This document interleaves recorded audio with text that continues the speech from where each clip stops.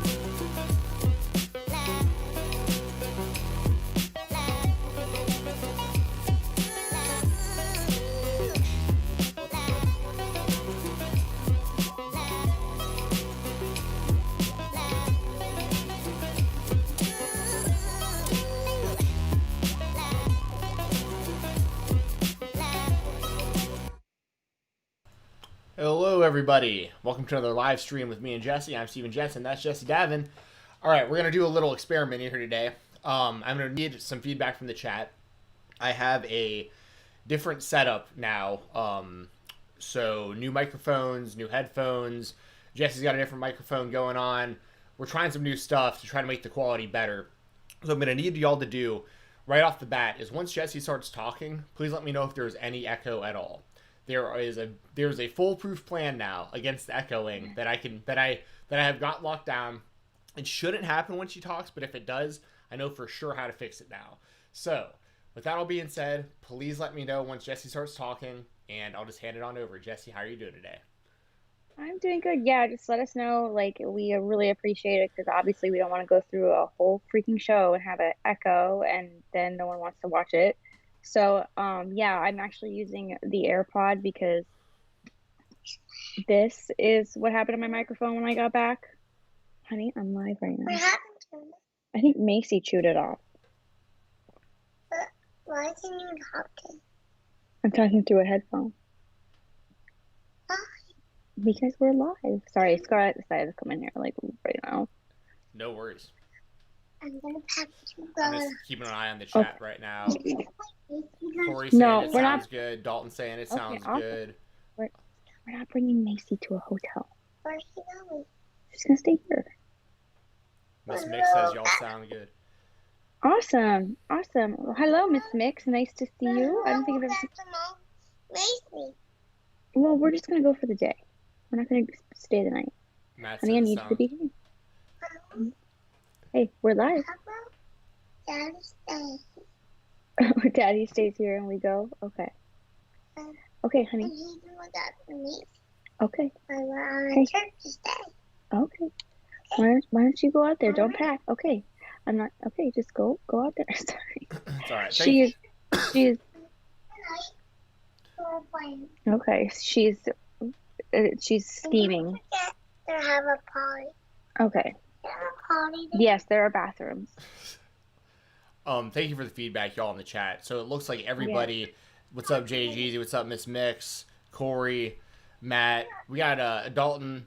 We got a lot of regular watchers and a couple, I think, new ones today. Dayton. So And yeah, Matt, Miss Mix, yeah, mom life for sure. But yeah. So, anyways, sorry about that. Things happen. Of course, her iPad died like right as I was getting ready to go live. So she's like she was like in the zone. Like she was in the zone and now she's like singing and stuff, of course. But I'm doing okay. Got back safe and sound. I'd like to address a couple things in a little bit. I don't know when you want to do that, but how are you doing? I'm doing good. Yeah, we'll address that in a second.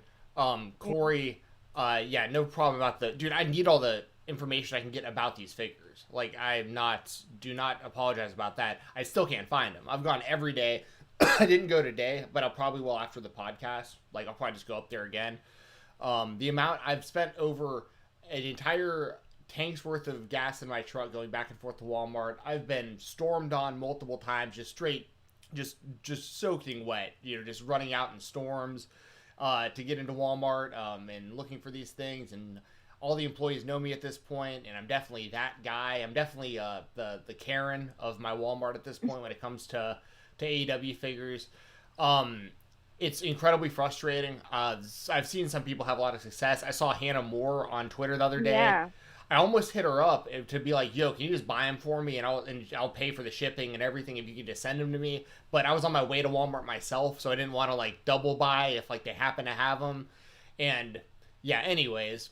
No, go to the Walmart website and go to like the code because you can get to like the Cody figurines. Did you enter your zip code and see if it's available in any stores near you? Because I did that and it's not they're not available in any store near me. Yeah, I haven't had any luck. The only thing that's popped up for my Walmart at all at this point is a Kenny Omega figure that just shows it's out of stock. It doesn't say anything else. Yeah, and they have the pegs up, but we don't have the displays that I'm we seeing. have the pegs up. We have the pegs up at ours too. But then it's like I feel bad because I don't want to take it away from like a little kid that actually wants it. So like I'm not in too much of a hurry anymore. Because at first I was like, oh my god, but then I was like, man, I don't want to take it away from like a little kid. Yeah, well, I'm not gonna feel bad about that for my first. I know, for my first round of figures because like if it'd be different, like if I bought them off like Ringside Collectibles and then I was also going to Walmart to like get like a boxed and loose set, and that's different when you're like buying 2, 3, 4 of these things. Like I just want my one. Like all I want, I've already pre-ordered Series 2 off Ringside Collectibles, like the Moxley, Hangman, Lucha Brothers, Dustin, and MJF. I've already got those ordered, and they should be coming late October. I'm not going to deal with Walmart with this anymore. I would, at this point, I keep threatening to never go back to Walmart about this. Like, of course I'm going to keep going back because I want these freaking figures. You have to go.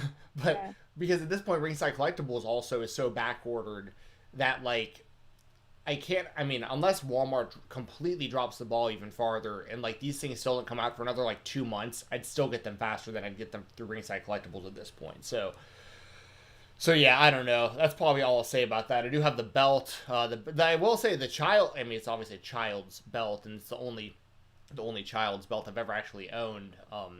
My parents would never let me buy them when I was a kid and stuff because they thought they were too silly. But I have a child's belt now. I'm 32 years old. But I will say I'll give it the credit because I've seen a lot of toy belts in my years. Like I didn't own It's any. nice. It is a nice belt. Like it was $20, and I actually feel. And the other cool thing is I have just this lonely, sad, empty shelf in my office, like that's waiting for these AEW figures. I cleared out an entire shelf, and I'm gonna put the replica belts behind the figures. So I think that's gonna wind up looking pretty cool. Nice. That would look really good. I'm gonna put that Yeah, I'm looking. because they've also eventually they're gonna have to put out the tag titles, the TNT title, the women's title, and I'll just put them all behind the figures, and I'll have a cool little set. The women's title will be life size. Right? Yeah, the men's title is about. I think I saw you tweet that actually about how it's about the size of the actual whip. Somebody. No, I didn't tweet that, but yeah, that's funny. Yeah, the toy. It's actually right here. Try to grab it without knocking. No, mine's in my dog. I'm looking for like the Kenny Omega figures on the Walmart website, and it's like giving me like Omega 3. Yeah, I know. That's the problem, because you can't type in Cody Rhodes because that's not going to pull anything. It's just going to be Cody, and there's going to be a trillion things called Cody at Walmart, that have to do with the word Cody. There's nothing even on the Young Bucks. Jericho. Bucks is going to pull up hunting equipment probably. Yeah, like AEW pulls up hardware. Yeah, exactly.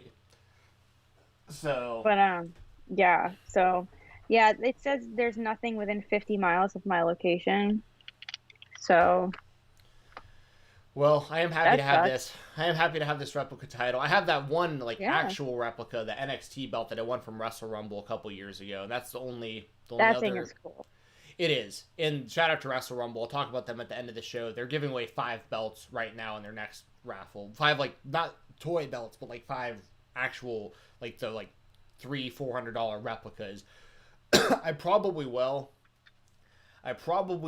splurge and buy a replica, and they'll be I've never bought a toy belt. I've never bought a real replica. I've just won the NXT belt that I have.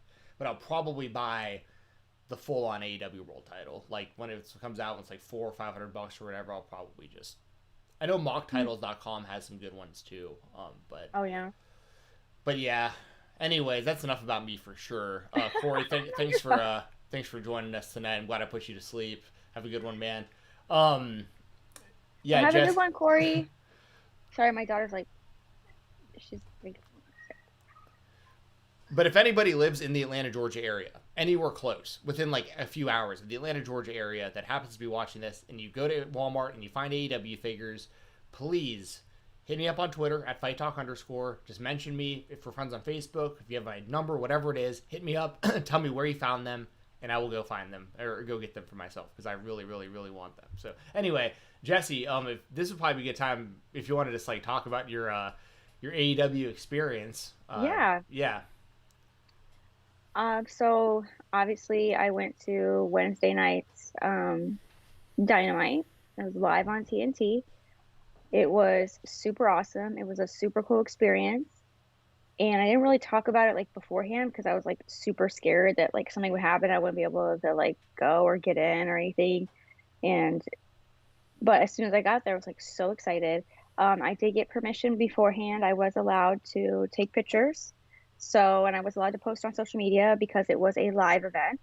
And it was live. It was happening live. There was nothing taped or anything like that. So I was able to live tweet about it.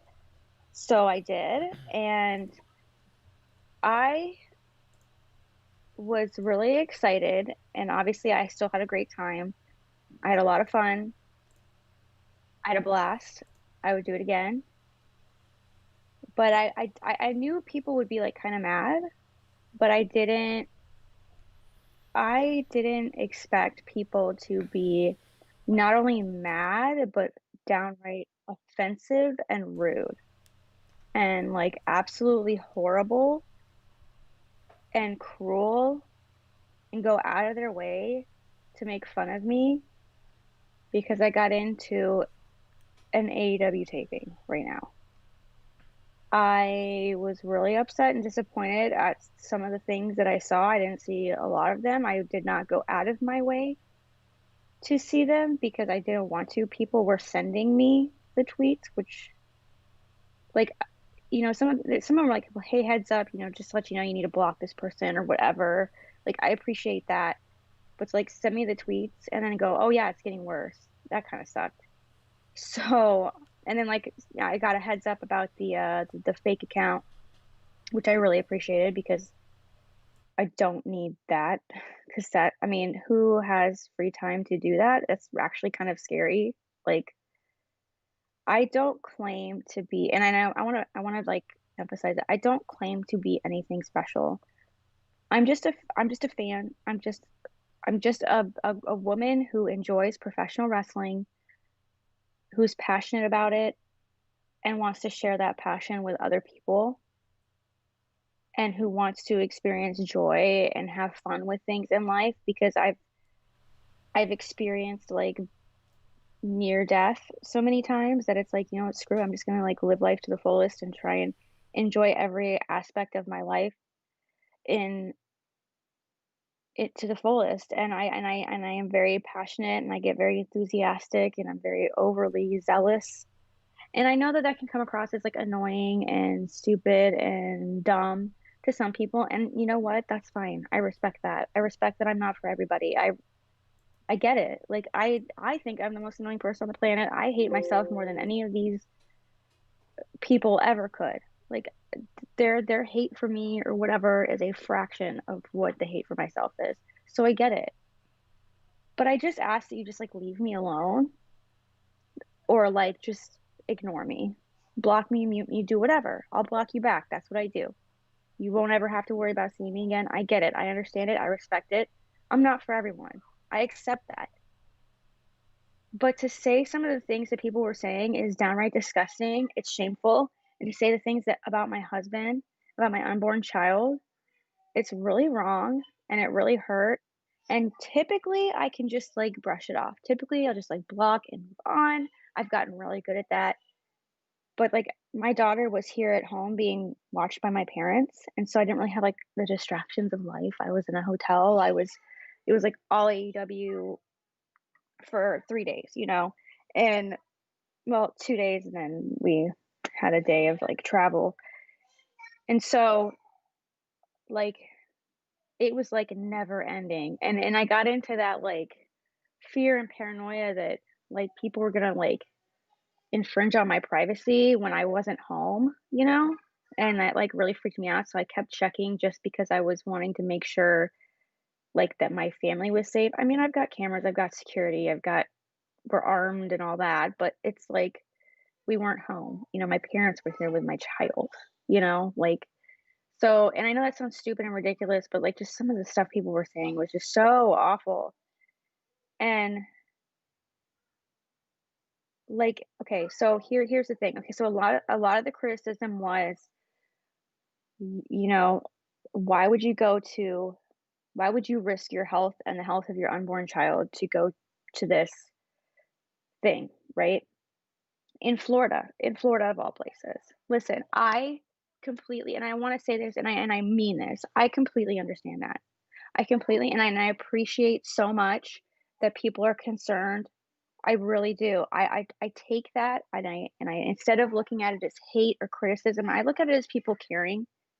Whether you like me or not, you're caring about me and the child inside my stomach, and I appreciate that. I really do. I do. And I feel like this isn't me like making excuses. This is me explaining to all the people asking, what was she thinking? If you want to really know, here's what it is, okay? I felt safer at the AEW taping or the live event or whatever than I did going to the grocery store because I don't know if I don't understand why people get this confused, but I live in Florida. So I live in this state. I live in this hotbed of activity 24/7. Can't escape it, right? I have to live my life. I have a child going into VPK. I have doctor's appointments I have to go to. I have to run errands. I have to run errands. My husband works all day. I work from home. I'm blessed to be able to do that, but I'm the one that has to go out and plan dinners and plan lunches. So I have to go out and go to the grocery store. I have to go pick up my medications. I have to go to these doctor's appointments. I have to go do that stuff. At AEW, they were so strict, and I'll get into this a little bit later. They were so strict with their protocols. And the thing about it wasn't like when you go to the grocery store, right? When you go to the grocery store, sometimes you're going to have some jerk that's not going to want to wear a mask. And while Publix or Kroger or wherever you shop, while they're probably going to say something, their point is to kind of make money, right? They want to make money. They don't want to lose a customer, so they're probably not going to actually confront them too much. When you go to the grocery store, it's really not controlled. People are touching things. People are touching the baskets. You don't know if it's sanitized. I do my best. I wear my mask. I sanitize my cart, my basket. I sanitize my hands after I touch that little pin pad because they don't sanitize that pin pad every time. They don't sanitize the little divider things. They don't sanitize every single item. You pick it up and look at the calories or whatever. You put it back. So that's a huge risk going to the grocery store, right? At AEW's taping, if you didn't wear a mask, if your temperature was above what I don't know what their limit was, but I know for sure if it was above 100.4, or if you had been around, if you signed the paper that said, I have these symptoms, you were not allowed in. No question. If you didn't follow the guidelines, if you sat somewhere else, you were gone. Bye. So I felt incredibly safe. Contrary to what people saw on television, I agree it wasn't a good angle. I showed the pictures. I sent pictures of my seats on Wednesday to Sean. I sent multiple to him. I told him we're good. They had to know beforehand exactly who you were, what your phone number was, who you had a connection with, and they had a list beforehand. They gave you a specific ticket. They said you have to sit here. They had ushers bring you in, and you sat in those seats, and it was only those seats that were open. All the other seats were it's like a rubber band material around the seats, and then there was no one in front of you and no one behind you. It was like every other row. I felt completely safe. Everyone had to wear their mask, and you had to wear it right. I know in the one shot, you can see people with their noses showing. I was thinking they probably stood up when they saw that the camera was on them, and they yelled, and the mask went down. But I can tell you right now that there was a woman over on that side, and she went right up to them and told them, cover your face. There were two people in front of me, not in front of me, but that were a few rows in front of me. Their mask kept falling below their nose. Guy kept whistling at them and telling them to pick it up, and they would correct it. They were strict. You had to wear your mask at all times. There were multiple sanitation stations that they encouraged you to use. The only time I ever got within 6 feet of another person was when I was signing the waiver, and then my husband. That was it. And then when I had my temperatures scanned through the infrared scanner, they make you stand in front of the scanner, and you put your head, and it has to identify your face and your head, and it identifies you as human or whatever, and it says your temperature on there, and it gives a little ding. And that was the closest I ever got. Everyone practiced social distancing. There were stickers on the floor, not on the floor, but on the concrete. We were not close to the talent at all. There was an entire section, so it's 100, 200, 300, whatever. There was the 100 section was completely empty, and we were in the 200. So we were 2 tiers up from all of the talent. So we were nowhere near them. We never got near any of the talent, except for I guess when MJF's people came up, but they didn't come near us. They just kind of ran around and looked even they social distance. To me, I don't know where I was, but if anyone's saying, oh, people weren't wearing masks or people weren't social distancing, that's a blatant lie. I was there, and I didn't like the reason I posted all of that was because I felt like I wanted to defend what Daly's Place was doing because I felt like Daly's Place did a really, really good job. They had a really strict protocol. You followed it or you were gone. And I wanted to defend them because I'm super appreciative of being able to go, and B, because people were spreading flat out lies online. And I was like, no, that's not the truth. Here's the truth. Like, I am here. Like, you're wrong. Like, stop spreading like fake rumors and getting outraged over something that's not true. Like, save your energy. Another thing that I wanted to say, and I know this is kind of going like a really long time. Hey, what's up? Hey, I'm still talking. I want to say hi. No, not right now. How about in a little bit? I'll call you over when you can say hi, okay? Okay? Um, All right? yeah. Okay. I'll let you know. Into like my M&M thing. Yes, I will in a moment, okay? All right, go sit down. Another thing. Sorry, wait. My chest is really sore. Another thing I wanted to kind of address, I'm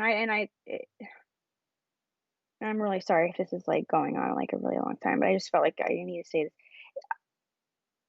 If I came off as show offish, like with my tweets, or if I came off as, ooh, look at me, I got to go to taping, I'm super exclusive, like, ooh, whoop de doo, look at me.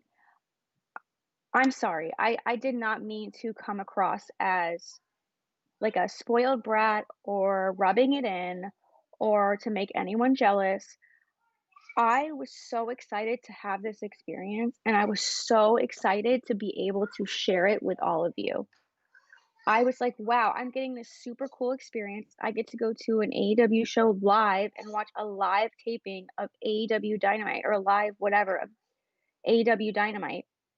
I cannot wait to share it with all the people that have my back. I'm super appreciative of them. This is a great way for me to show my appreciation. It came out of pure excitement. It came out of pure like happiness and like, hey, this is a really cool thing. I'm super excited to share this with you. Look what's happening. Like, I'm here. This is what it's like. I know you can't be there, so the next best thing is to show you through my eyes because I just I felt like that was something that I wanted to do, and I felt like it was kind of like a thank you to people for being so nice to me. And like I said, my wrestling Twitter did not get me in. It's a different thing that I don't know. I don't owe anyone that explanation because it goes into like my non Twitter life that I don't feel comfortable because it would potentially give away like where I live. So that's the reason why I don't share my connection. Please, I ask you respect my privacy. So, you know, please. But it was something really cool. And the reason I was like, no, it's closed, it's fans only, is because I was worried that people were gonna like start coming and asking for tickets. And I felt like that would have been my fault. And not that I'm like a big person or I'm like super popular, but like rumors spread fast and all that. And like in the wrestling world, things like spread like wildfire. And I had people messaging me. I had so many like people messaging me saying, hey, I live in the Jacksonville area. I'm a big AEW fan. If I go up there, can I get in? And that's why I started kind of like panicking. I'm like, that's a security risk. So that's why I said that. And I did kind of tweet out some like angry all caps stuff that I super duper regret. I was just kind of in the moment, I was upset and it was wrong of me. And then I know someone commented, hey sis, I get the context, but without the context, this seems kind of harsh. And I was like, you know what? This person's right. So I deleted it. I didn't really explain that just because I was like in the middle of a live show and I didn't want to have to do that again. I was trying to enjoy the show. And I do apologize for ever coming off as rude or entitled or um like aggressive. That's not my intention and I'm super sorry and I'll own up to that and I will try to do better and I will try not to tweet in all caps. Sorry, I'm like having a hard time breathing. And I will not like be angry. It just takes me time to like kind of process things and I should have processed that better. And I do apologize. So there's a couple people that I like I'm not gonna say their names, but I've had them blocked for a really long time that continue to screenshot my tweets and talk bad about me. If you're, like, watching this to, like, hate watch, that's fine.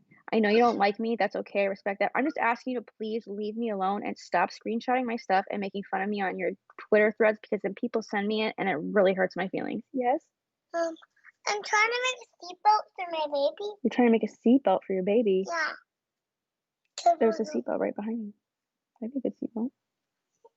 Anyways, And I'm gonna stick something with this. okay, be very careful with that, okay? Um, so yeah, I consider it was a super cool small world kind of blessing that I was able to go. I was super excited.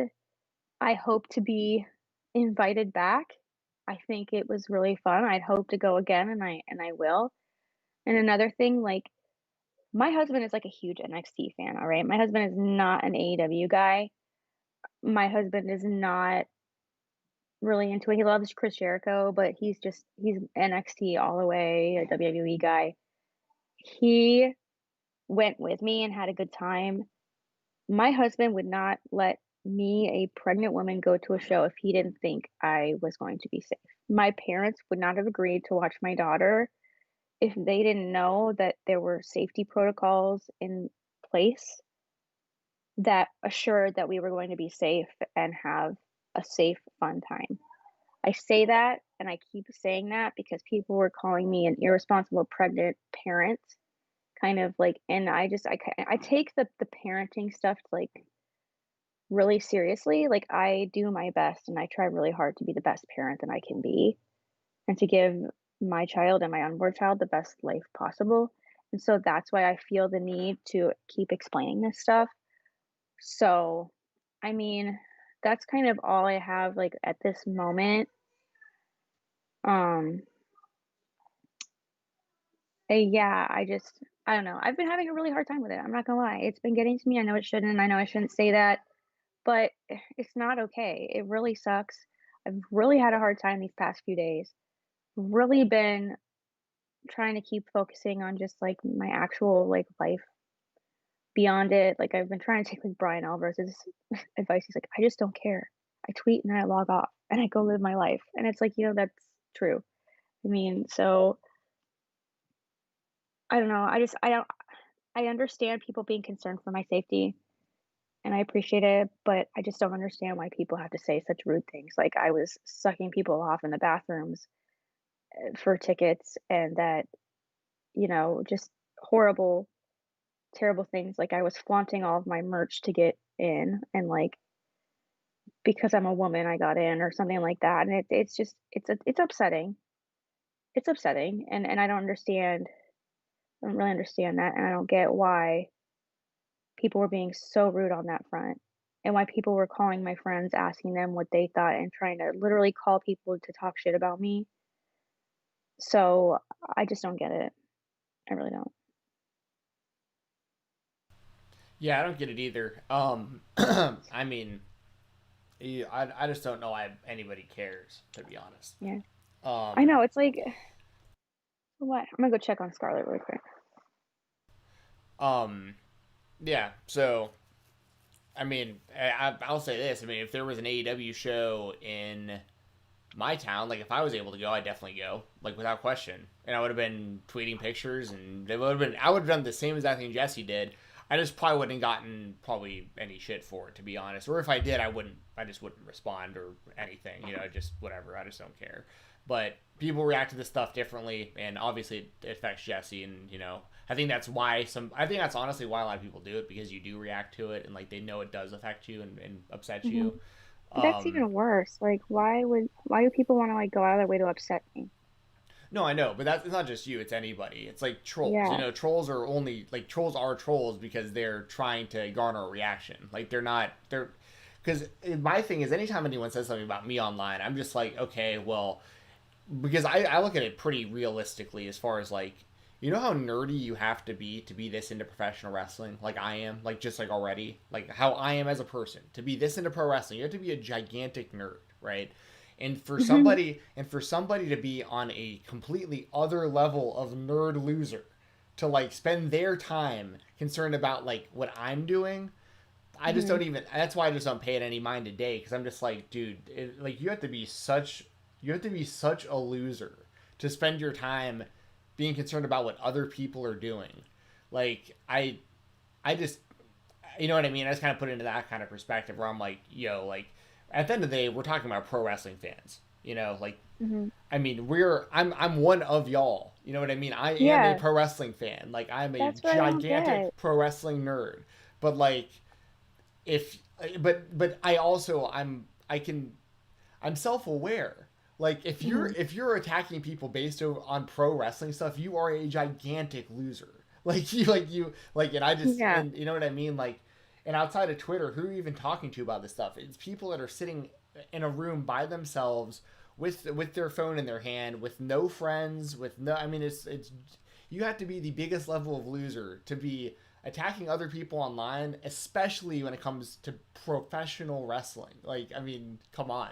Like, there's nothing. The only thing nerdier I can think about is if people were getting bullied in like Second Life. If like that's like the extreme to me. Bullied Like, about being a fan of Star Wars or something. Like, well, it'd be the same exact thing. Yeah, it would be the same yeah. exact conversation where it's like, you know how nerd you have to be this into Star Wars, and you're gonna attack me because I like. Because I don't even know about Star Wars, but like the Force versus the dark side. It's like I'm all about Han Solo. Yeah, go kill yourself because you're on team. Fucking I don't know. Star Wars. Boba Fett. Whatever. Boba Fett house.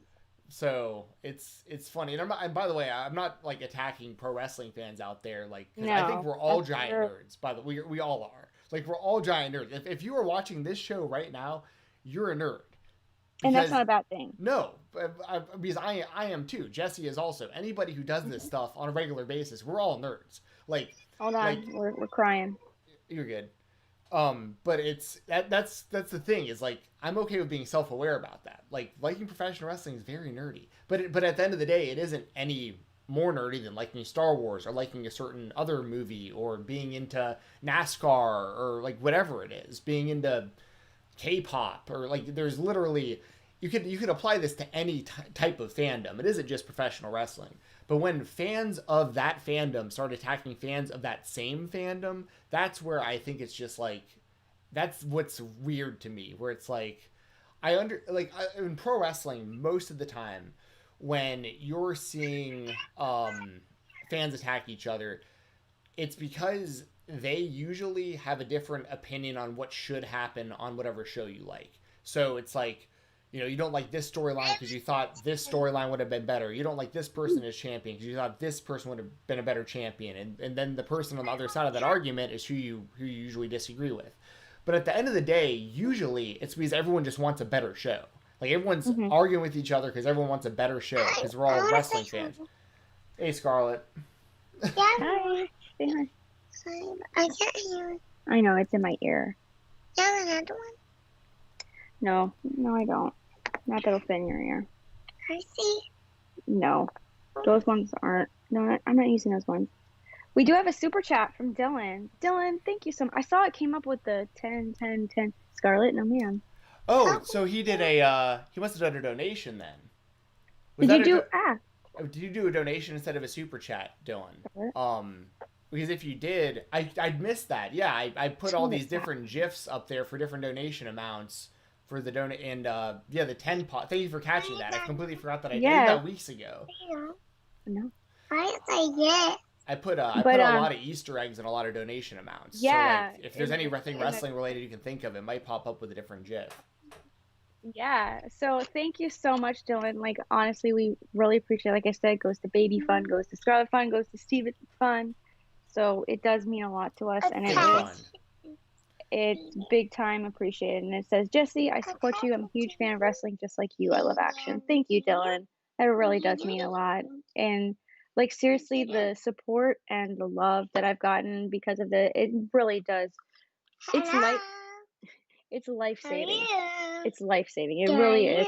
It's what I wouldn't still be here if it wasn't for people like you, and I appreciate that. And I appreciate all the people that support me. Like I wouldn't don't know what would be. I don't know. Like, and I don't want to think about it really, but yeah, it does really. It means a lot. But I think, and then I usually try not to address the hate, but sometimes I think it's important to talk about it, especially when it's really bothering me and when it's really wrong. Scarlett, please stop. Because I think it's important to let you guys know, hey, this is happening. It keeps happening, and it's not okay. But I try my best to like really embrace the positivity and stuff like that, and I really do appreciate it. Yeah, thank you, Dylan. All funds that are sent this way, once again, yeah, that goes towards Jesse's mommy fund. It goes towards my fig fund. So once I find these AW Yeah. figures, you are directly supporting me and by way getting me to shut up on Twitter about this stuff because I keep tweeting about it also. Thank you, Dylan, very much. Well, as far as like the actual show you were at, I mean, we can talk about the Yeah. Wednesday because it's already happened. With let me pull this up real quick. So I've got a Bleacher Report pulled up here. My man Jonathan Snowden. Oh, by the way, speaking of Jonathan Snowden, I'll give him another free plug. You got here. his book? Yeah, his this book's great. I haven't finished it yet, but if you're a fan of Ken Shamrock, whether from like a professional wrestling standpoint or an MMA standpoint or whatever, like this book's incredible and everybody's giving it rave reviews. But anyway, I just realized that I pulled up one of his articles here. So, I mean, so this was Tag Team Appreciation Night, and this will be cool because I obviously have the perspective of watching it on television where Jesse was there. So really, I think we should start off on the main event because that's what most people are going to probably want to hear about. Yeah. So live, like obviously when you see a wrestling show live, you notice things that you don't notice on television. So it didn't seem as like mistake filled as you were making it out to be. It was seemed to be a pretty good match to me, like being there. So and the finish, Scarlett, you should be quiet. It's not funny. So as far as the finish goes, I was like really shocked that it had like ended. I was getting my phone ready because I was like, "Ooh, a near fall," and I was like, "Oh, I better, I want to get it." Scarlett, I need you to be quiet, please. And all of a sudden it was like over, and I was like, "Oh, whoa, I didn't expect that." And we were just kind of like, "What?" And then we started cheering, and we didn't hear. Thank you so much. We didn't hear. Are you okay? You're bored. Okay. Yeah, I know. We didn't hear any like rumblings of like what the heck just happened. There was like no like visible confusion on anyone that was in the vicinity. We were just like celebrating Orange Cassidy's win, and then afterwards Jericho just like started going ham with the baseball bat, and so we kind of were watching that, and he was like really going off. I don't know when it went off air. If you want to tell me, like, when did it? Do you know when it like just went off air? I can't remember what happened right at the end. I know definitely like Cassidy got that pin that you were kind of alluding to, where it was a botch in the finish. I think was that it? Did they just? I think they just like got out of the ring. I can't remember because I had to start getting set up for the Fightful post show. So I don't can't remember. It's on my Twitter what happened afterwards. I posted a video of Jericho like just beating up people and things with the baseball bat, and then he just like I don't know where Orange Cassidy went. He disappeared like quick. He like rolled out and like left, and I think his friends came out and took him back or like something, or they started. I don't think he got up or anything, but yeah, Jericho like just started going ham, and then like he walked off, and then Tony Khan came out and was thanking us, and we left. Gotcha. Yeah, as far as the match itself, like I hate to say this because Jericho's, in my opinion, the best wrestler of all time. And Orange Cassidy, I love. I mean, I have like his signed 8x10 like on my wall and stuff. I'm a big Orange Cassidy fan, and this match was not, in my opinion, it wasn't nearly as good as their first match was, Yeah. and a lot of the issue was like I don't know what was going on. Like they botched. It was either 2 or 3 dragon screw leg whips. Like I don't know. Mhm. And what's weird about that is like Jericho's been doing that move for like 30 years or whatever. He's been wrestling since like the late 80s, and um, like the match wasn't terrible. Don't get me wrong, but it was like these weird botch, and then the botch on the finish. Like for those of you who don't know, the mouse trap is Orange Cassidy's finisher, and he was trying to do that to Jericho, and Jericho fell the wrong direction. That's basically what happened. Jericho was supposed to go face forward and like roll onto his neck, but Jericho went backwards. So the whole thing just it was really weird because part of me is like I feel like I can't blame Jericho. I mean he's the veteran, but at the same time like Orange Cassidy, like I've been watching Orange Cassidy for years now. Also not 30 years, it's more like 3 years. But like, but I haven't seen him have these kind of issues in a match before either. So I don't know if like just the chemistry wasn't there or like something got miscommunicated in some of these moves, and it made it really strange to watch. But Orange Cassidy got the win, and that's at the end of the. I mean, they're running it back a third time. Did they say they're going to do that at All Out? Have they announced that? No. Okay, because I feel like they have to do a third match. And if they do, Jericho has to win. Like he has to. But I love Orange Cassidy, but like, they can't put the belt on Orange Cassidy right now or something like that. Like I just don't see that happening. So I don't know. What was the Jericho's not the reaction? champion. Well, I know, but he's Chris Jericho still. Like, he's still, like, a main event level guy. Like, that's going to be... If Jericho beats... I think the whole point of Orange Cassidy having this feud with Jericho is to try to get him to, like, a main event level status. Because he is over. He's definitely over. But but there's also a line of guys ahead of him that's, like, MJF and Darby. And, like, there's other guys that it's, like, in that same position that I feel like are definitely more, like, world champion material at the moment. That's just me personally. Yeah. It's I don't really know like why. Um, but it did feel like they were someone in the chat said they were pressed for time.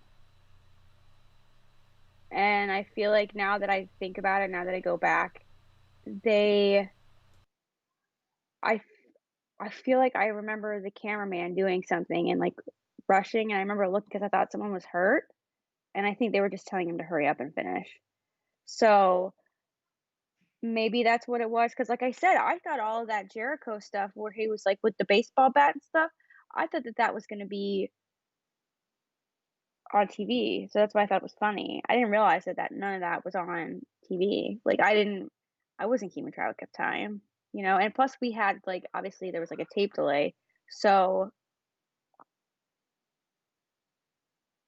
yeah. Yeah.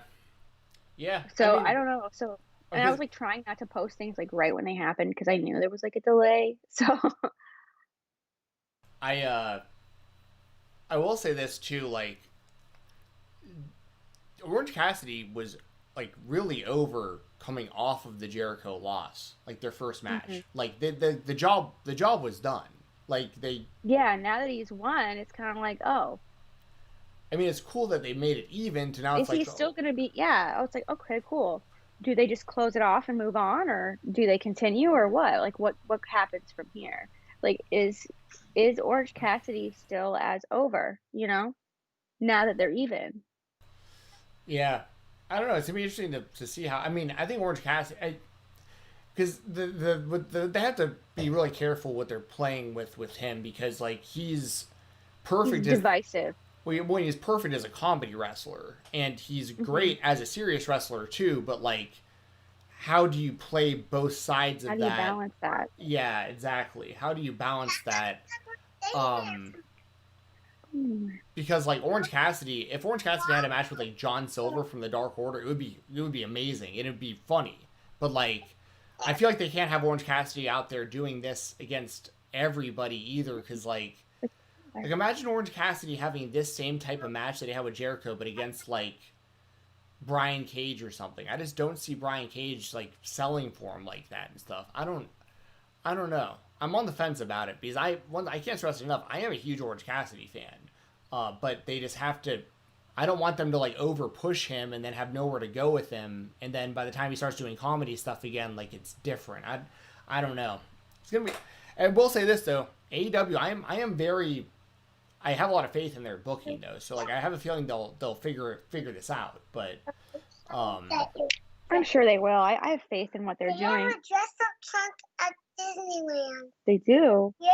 You have a dress up thing. And they have a dress-up trunk. They have a lot of dress-up clubs. You sure do. No, You not always have- that. Okay, honey, we're still live. Okay. I think it's with Orange Cassidy. It's like when you give him a push, it's like well, you kind of have to take him serious, and that kind of takes it. But I think we're gonna go to a magical hotel. They can dress it now. Okay. Well, tell me the rest in a little bit. Okay. How about that? How about you think about it and you tell me the rest later? Okay. I think if you give Orange Cassidy a push, it's like you have to kind of push him seriously, right? It's like it's a fine balance because if you push him, he immediately becomes serious, and that kind of it doesn't really like. Is it going to kind of kill his gimmick a little bit when it's like, oh, now he is kind of serious? that's kind of what I'm worried about. Yeah, but like I don't know if it came off on TV, but when Orange Cassidy was like going like this to Jericho, you remember that? He was like kind of like slapping him a lot. We were like, oh, like we were doing like the whole thing, like when he does those little pocket kicks. Mm-hmm. We were kind of doing like the emphasize thing, and then he kind of like just went off. So we were still kind of like he was balancing the gimmick with the serious a little bit, Yeah, that worked really well. That's a good point because that spot. So that worked well. It worked well. So I don't know where they go from here. I don't know if it's chapter closed or to be continued or what, but I'm interested. I have faith in AEW and what they're gonna do. So I don't know. Yeah, I got faith in them also. I just really think Yeah. that if they have a third match, Jericho has to win that. The female, this wasn't a title match, We're right? mad. No, people were mad What? at how short this was. Oh. I mean, why should it be longer? Is it squad? Who's Heather It was Monroe? She came out. She had like a fan. No. I'm saying like Yeah. who's Heather, Oh. like why would Yeah, why would the why? champion Right, have yeah. a long match with her? I think it served its purpose to get the champion over and make her look like a champion. It was fine. No one, if you're wondering, no one got up and went to the bathroom or anything. Everyone stayed the whole time. So, I mean, it was short, but it was a match. Yeah, I mean, like I think I'd like to see Sheeta out there longer. I don't want to like say Yeah. like why is she having, but I understand the context of this match. Like why would the champion, like it's better because people complain either way. The same thing would happen when Cody is out there with like Sonny Kiss and they're like, well, Sonny Kiss, the match was too long. Sonny Kiss getting too much offense in. Well, it's like, which way do you want it? Do you want the champion to go out there and squash people because they're the champion, or do you want people to have competitive back and forth matches that aren't going to win the title? Like, you can't have it both ways. So that's just another example. Like the Sheeta match was short, and I prefer that personally to like I like that better than if Sheeta went out there and had some like 20-minute match with Heather Monroe. If they're not going to use Heather Monroe as like anything other, that's something I don't know. Is Heather Monroe going to become like a main event level women's talent like in the near future? If that's the case, then yeah, they shouldn't have squashed her. But if she's just going to be used kind of as like an enhancement talent right now, there's no reason Sheeta should have had like a long competitive match with her. So I don't know why people are really complaining. Let's see. Hold on, I've got a point. Hold on. Okay, Scarlett's complaining. Never mind.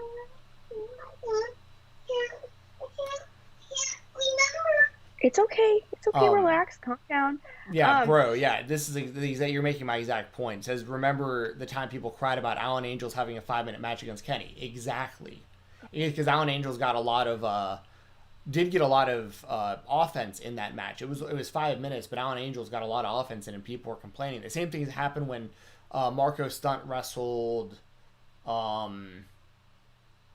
it Brody? No, it was Lance Archer, and he wound up getting some offense in, and people were like, "This is ridiculous." But then the other side of people were like, "It made Marco look better." I mean, you can't win that argument either way. It's just it's just straight up opinion.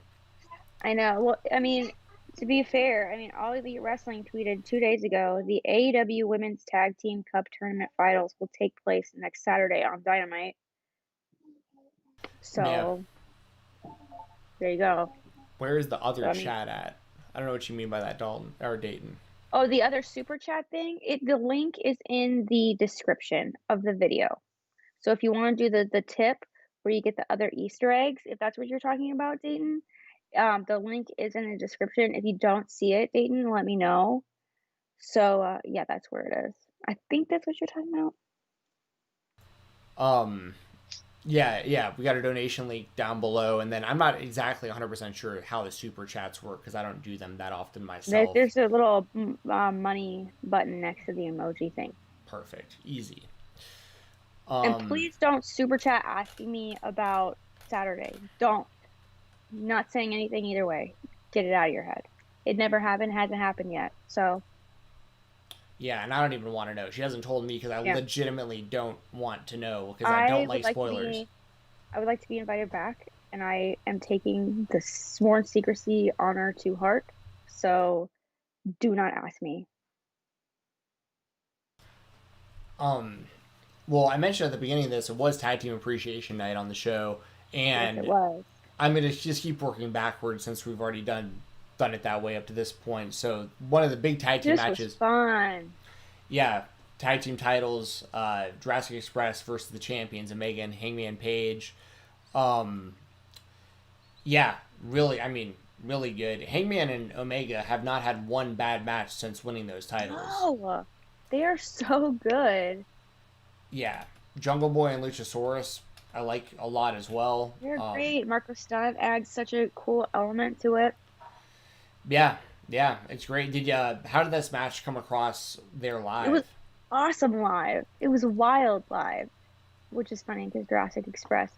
But I absolutely loved it. It was so much fun. I don't know if it's because I just really love Kenny Omega or what, but it was the whole thing was a blast. Let's just be real. It's super fun to be there.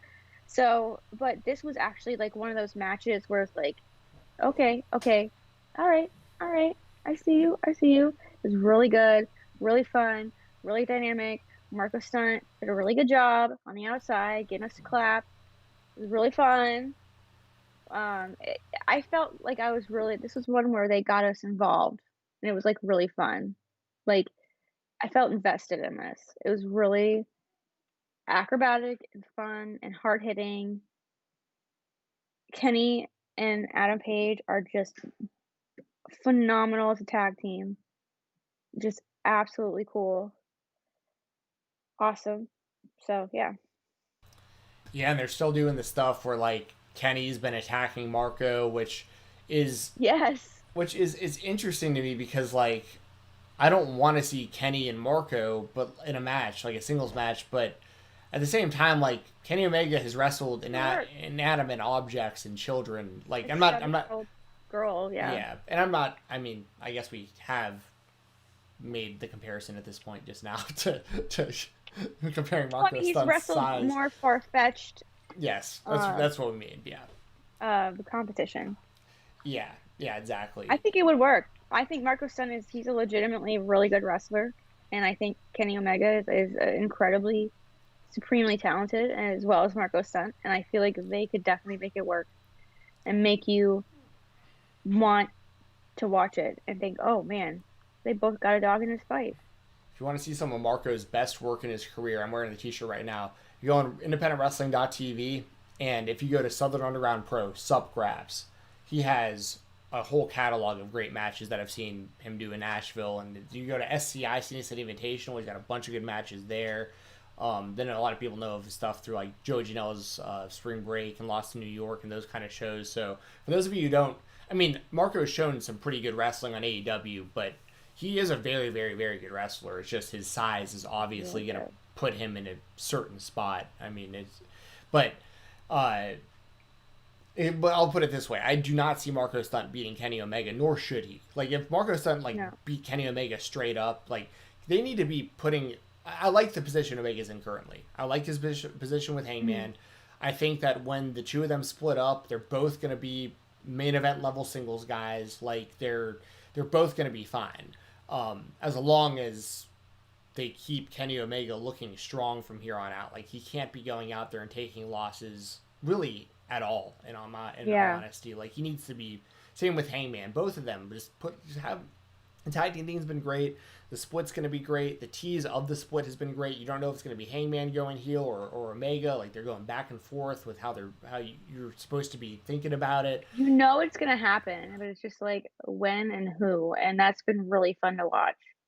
Dude, I'm telling you, like I think they need to do the scenario where it's FTR versus Hangman and Omega for the titles, and Hangman just stabs Omega right in the back, just to turn with to side with FTR. Like I would. But at the same time, like personally, I'd rather see Kenny as a heel, personally. Mhm. But they have to put Hangman and FTR together. Their chemistry's so good. Like, And they're they pointed to it last week. well, they could even turn the Bucks heel because the Bucks are a great heel tag team. Also, Yeah, like, they are. If they kind of I did don't like, like that face. hmm? Yeah, they're more fun as a heel team.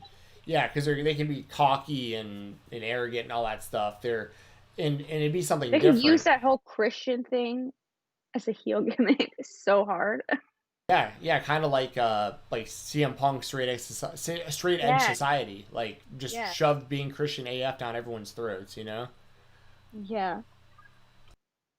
Oh, we just got another super chat, Dayton. Oh, did oh, Yes, thank you, thank you Dayton. so much. Do you have like a question or anything, my friend? Do Yeah, you have if a you, question? yeah, you don't, and you won't have to like send us money again. We'll look out for No, your you don't next have to. comment. Yeah, we'll look out for your next comment. We really appreciate it. Thank you so much. That is awesome, Dayton. Thank you. My stupid butt. I thought he was from Dayton, Ohio, but it's British pounds. So Unless sorry. maybe he's using a VPN. We have some people that do that in Maybe. here. Yeah. Um, Oh, you don't yeah, have a question? Well, thank you, Dayton. Dayton J. Danks. That was very dank of you. Thank you so much. Really yes, appreciate it. very That's dank of you. awesome.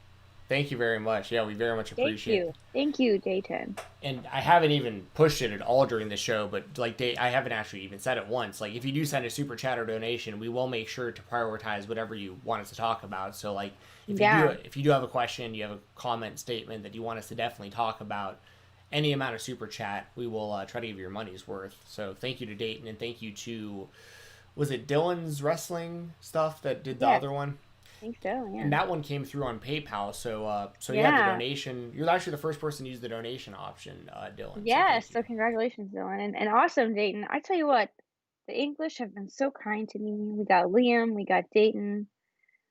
They've been so sweet. I tell you what, okay, random fact. When I was like in high school and stuff, I would go to Barnes and Noble and I would only buy like the UK versions of like Glamour magazine, Cosmo, all those magazines. Like I would buy Hello magazine before it came to the US. Like I love and I spent time in 2005. I was actually in Germany when the 7/7 thing happened. So I spent some time in the London area. Not a lot of time, mostly just traveling through. But I do love it there, and I spent a whole summer in Berlin, Germany. So That's cool. appreciate British. So yes, fantastic. Thank you. I got paid in British pounds for about the last 3 years or so. Oh, Um, nice, because it's way more than U.S. dollars. It's like it used to be double. Now I think it's like $1.75 or $1.50 yeah, per pound. it was definitely nice. For those of you who don't know, MMA on Point, while I was working for them, they're actually based out of London technically. So like all my pay was yeah British. So if I got paid like $250 for something, for instance, it was more like $300 every time, which was cool. Yes. Or 250 pounds, I guess I should say, it would be more like $300 and stuff like that. Yeah, yeah. I appreciate y'all out there for sure. Um, Another match. So here's a interesting one. So we had Cody versus Scorpio Sky, with Cody, defending and retaining the TNT Championship. Now, my perspective from watching on TV, I thought this match was solid. Like, Scorpio looked good. It was a solid match. Cody was acting very cocky. Yeah, but he's been doing that. Like, he's But turning it was heel. like, okay, but because it was like, I'm there and I'm like, okay, he's being an asshole. Like I don't know. Sometimes on TV, I don't see it. I haven't seen it on TV.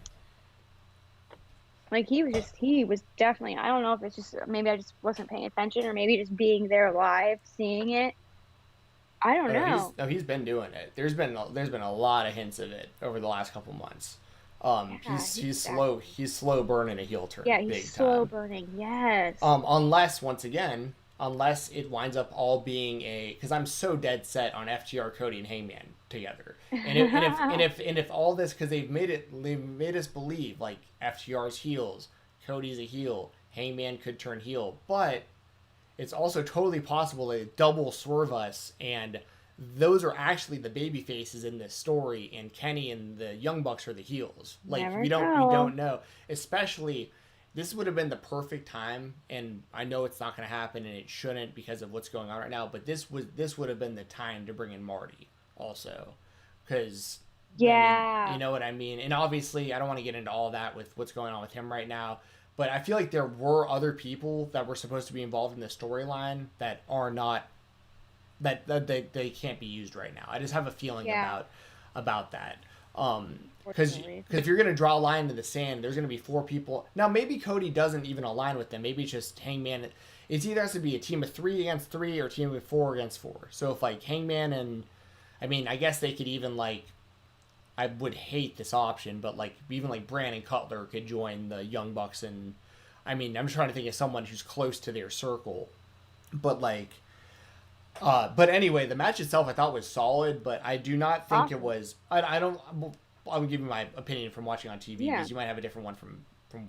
I thought it was not nearly as good. Not nearly as good as Eddie Kingston or Warhorse the past couple weeks. That's just my personal opinion. The Warhorse match was more comparable, but I think the Eddie Kingston, it's going to be very hard for them to top the Eddie Kingston thing for me. Like that was so. Yeah, it was done perfect. That whole thing was done perfectly. But it sounds like you really thought highly of this match. So give me your thoughts on this one. Yeah, okay. In Daly's place was Scorpio Sky Central. No one was rooting for Cody. Everyone was booing Cody. Everyone was cheering Scorpio Sky. We were chanting his name. We wanted Scorpio Sky to win. Everybody wanted Scorpio Sky to win. So it really brought the energy for us personally, because we really wanted to see him win. There were a lot of like near falls. There was a lot of times we were like, uh-oh. Being there and being really rooting for the underdog made it really fun. Like I said, I haven't gone back and watched this on TV. I think I'll probably do that tonight. There's not anything on TV for me tonight. I don't have ESPN Plus or anything. So you're not gonna watch DC and Stipe A3? No, I'll just watch it on Twitter. But I'll be watching it. I'll be for sure watching it. Plug it. I had nothing to plug. Oh, actually, if you want to go on YouTube, type in all things MMA. I did make a video about the 10 interesting facts about Daniel Cormier that you can check out if you want to hype yourself up a little bit. But yeah, no, I got nothing else to plug for the show. I'm watching with my friend and my stepbrother, or my brother and my stepbrother. So. Mm-hmm. And let's see what else. So yeah, we really had fun. Did it deliver as much as I thought it would? Probably no.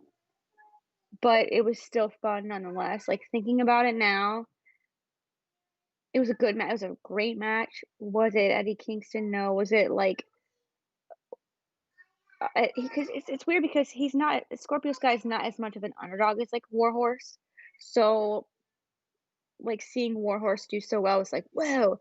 But you kind of expect Scorpio Sky to give Cody Rhodes,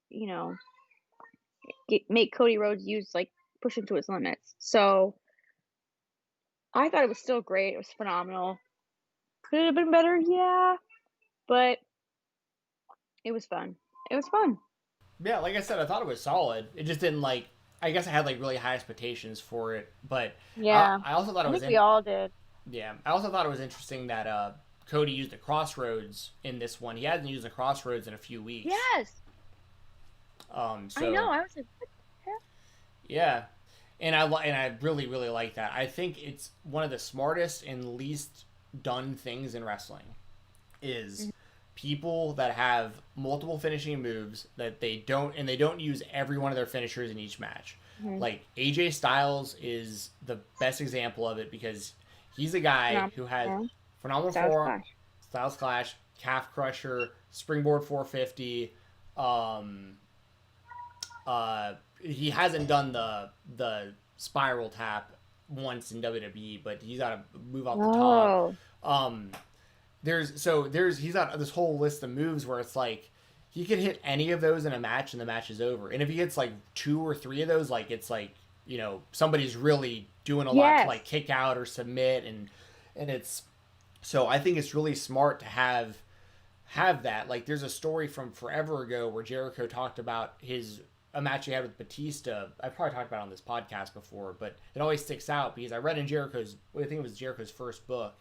He talks about how he wanted to get Batista over as like a monster, and basically they set up a finish where instead of taking a Batista bomb, Batista just clotheslined him really hard in a match, and they tried to make it look like it was a shoot, like Jericho legitimately got knocked out by the clothesline, but it was all planned ahead of time, but it didn't look like that on TV. And the idea was, okay, now if Batista clotheslines someone, the match might be over. Like you've seen him finish someone with a clothesline, so like now his clothesline is over. I love that. Yeah, it's smart, and I think that's what Cody's been doing the last few weeks with the figure fours. Like the figure four is a move that obviously Ric Flair popularized, but Ric Flair honestly didn't win a whole lot of matches with it. People don't realize that, No. and it's been pretty rarely used over the years as an actual finisher. The Miz did it for a little while, but he did it pretty terribly in my opinion. Yeah, not good. And Cody, you know, he's got it to the point now where like if he hits a crossroads, the match could be over. If he puts you in the figure four, it could be over. It sets up different. He was doing the night. I think he called it the. He might have. I called it like the nightmare or something or other. He did this like inverted figure four when he was in New Japan in the Indies like years back. Oh, That I completely forgot he was doing until just now. Actually, I can't remember what he called it. If people in the chat know what I'm talking about, it looked a lot like a figure four, but he would turn them over as he was doing it. But yeah. Anyway. So yeah, solid match, and it sounds like people live were really into Scorpio, so that's good to hear. yes, he was so over. Speaking of someone else who's over in a completely different way is MJF, my boy. Oh man, we couldn't even hear what he was saying. I could not hear a damn word he was saying. That's awesome. He's the man. Could not hear a word. Wait, by because people were like booing, or because People audio were sucked? booing. People were just saying you suck, and like I said, we were spread out. So that kind of tells you how loud these boos were. Yeah, that's really good to hear. Through a mask. Through a mask. He cut a promo that I thought was really interesting because he like laid down in the ring, and I don't know if you could see if you had like if the camera was showing you what was showing on TV anywhere on like No, we couldn't see that anywhere. so I don't know. The actual like, what is that called? It's not a boom camera. What is that called? Well, I was about to ask what was hanging above him because they took the whole No, it shot. it was the typical like camera on a crane, but it was just pointed down. Gotcha. I didn't know if they were doing like a So- drone or something. No, it was just the typical camera that's on the crane thing, and yeah, and so it just pointed down, and like we couldn't see him. He was just like laying there. Yeah, that's funny. On TV, it came across really good. I thought it was shot really well. We just got another donation. I don't know when it's gonna pop up though. It was another. Oh, it says 10. Yes, I know it was Dylan because I saw my my PayPal go off on my Oh, phone. thank you so much, Dylan. That's awesome. So I'd imagine it'll show up in the Oh chat. my God. here. So we saw Sean Spears outside of AEW, and my husband started going like this. I was like, Michael, stop it. It's not funny. What a troll move. Yeah. Okay, it says MJF should be AEW champion. John Moxley, in my opinion, right now is a little stale as of late, but I still love him. I think MJF. Thank you so much, Dylan. Honestly, seriously, man, you're an MVP. Thank you so much, Dylan. You freaking rock. I agree. I think it would be interesting. My only like worry is the only times, and I know we shouldn't talk about ratings and all that, but the only two times that NXT like beat AEW back to back was the 2 weeks that John Moxley was in quarantine. So they knew he wasn't going to be on TV, and NXT won. So I don't know if John Moxley being champion correlates with higher ratings. I don't know. But while I would love an MJF champion, because I feel like it would open up the door to other people becoming potentially champion that maybe aren't on the same level as John Moxley, but kind of deserve to be there, if that makes any sense. I also see John Moxley as like a big ratings bump, but at the same time, it would be nice to see someone who hasn't been with WWE be the champion, like someone organically AEW be the champion. And I feel like MJF making history that way would be a good promo selling point for MJF, and it would be interesting. So, Yeah, I mean, I've made it really clear. I've been tweeting it and talking about it on podcasts and everything. I mean, I think MJF should be the next AEW World Champion. I think he should beat Mox.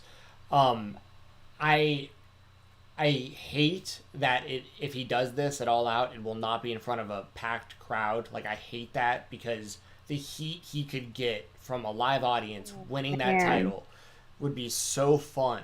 Because if he's gonna beat Moxley, it's gonna be in like a super chicken shit way. Like, it's gonna be like, oh yeah, it's gonna be like low blow, it'll be ring so to the interesting to face. see what it is. Yeah. Oh, it's gonna be Wardlow, and it's gonna be all this shit. Like, it's gonna be 5 different ways of cheating to take him, because the way that I feel like they're setting it up is like Moxley wins the belt from Jericho, who in my opinion, once again, best wrestler of all time.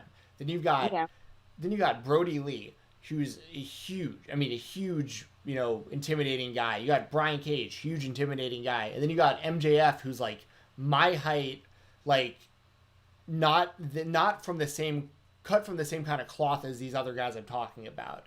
But so part of you wants to think like, oh well, I mean, if Moxley could beat like Brian Cage, and Moxley could beat Jericho and Brody Lee, and Darby's like, with how Darby's been built, like the way he beat Darby recently and stuff, it's like you got to think MJF has no chance. And I think that's why it's also so perfect, because he's gonna have to do the heelish, most chicken shit stuff to win that title belt.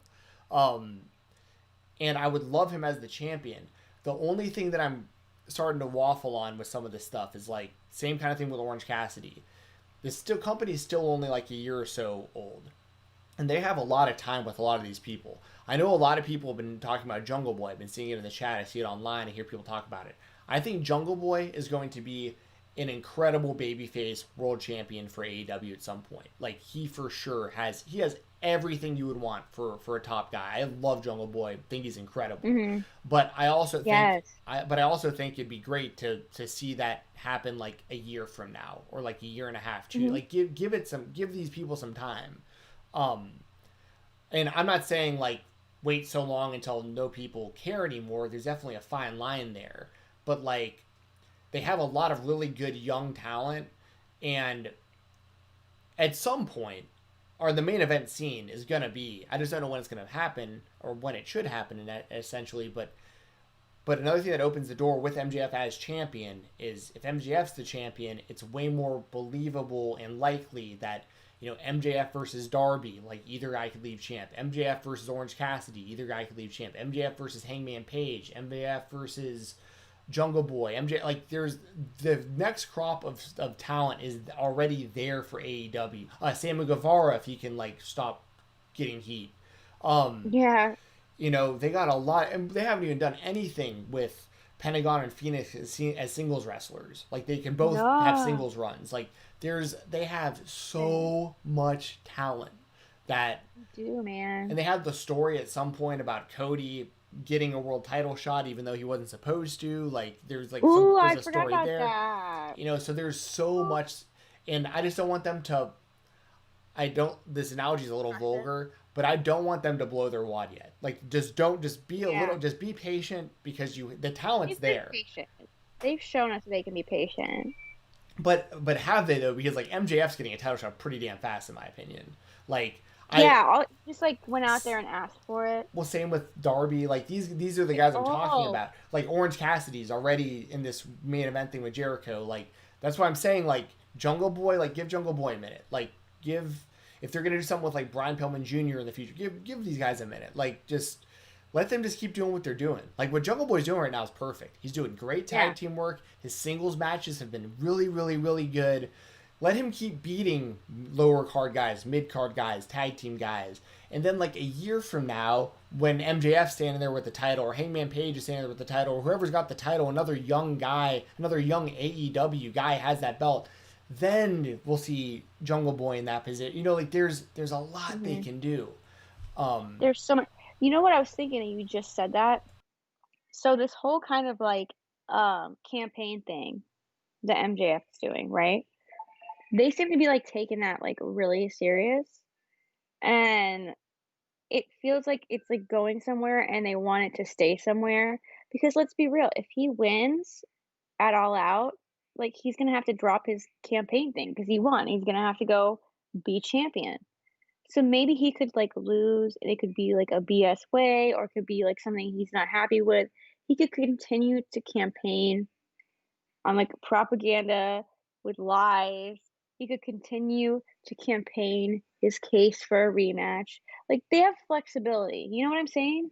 Yeah, I think that's a really good point to make as well, because I was saying a lot of these similar type things about Brody Lee, where I was like, Brody Lee's got to win the title. Like the Dark Order, what's the point of the Dark Order following him if he can't win? It's all about losers following a winner. They trying to keep get delivering wins. with like the Dark Order though. The Dark That's Order. what I'm saying. Is like is I was wrong about that because they did have a plan and they did pivot and they did make it work even though he lost.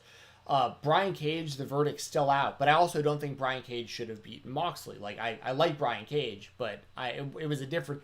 The Brody Lee thing for me was mainly storyline driven, where I was like, the Dark Order doesn't make sense unless he wins, but then they figured it out. With Brian Cage, I was like, you can't just have this guy jump in here and just jump the whole line and then win the title from Moxley. There's too many other people that are in line for this, and then the FTW belt, like. It's kind of cool, you know. I grew up in ECW, but like it doesn't actually mean anything. Well, I think that right now it's kind of like on hold because Taz has to be on commentary.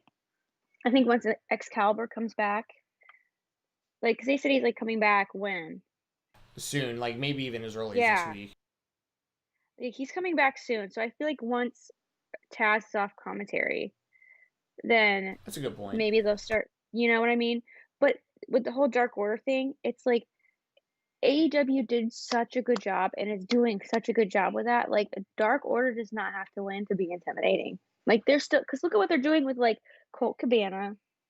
Look at what they're doing with just, like, all of that and, like, this kind of, like, intimidation factors and, you know, making sure he doesn't see it and just all of this stuff. And, like, even the stuff that you like with being the elite and all of that, they don't have to win to be like a force to be reckoned with. And I think that that's really like props to AEW on that point because they don't make them look like really stupid.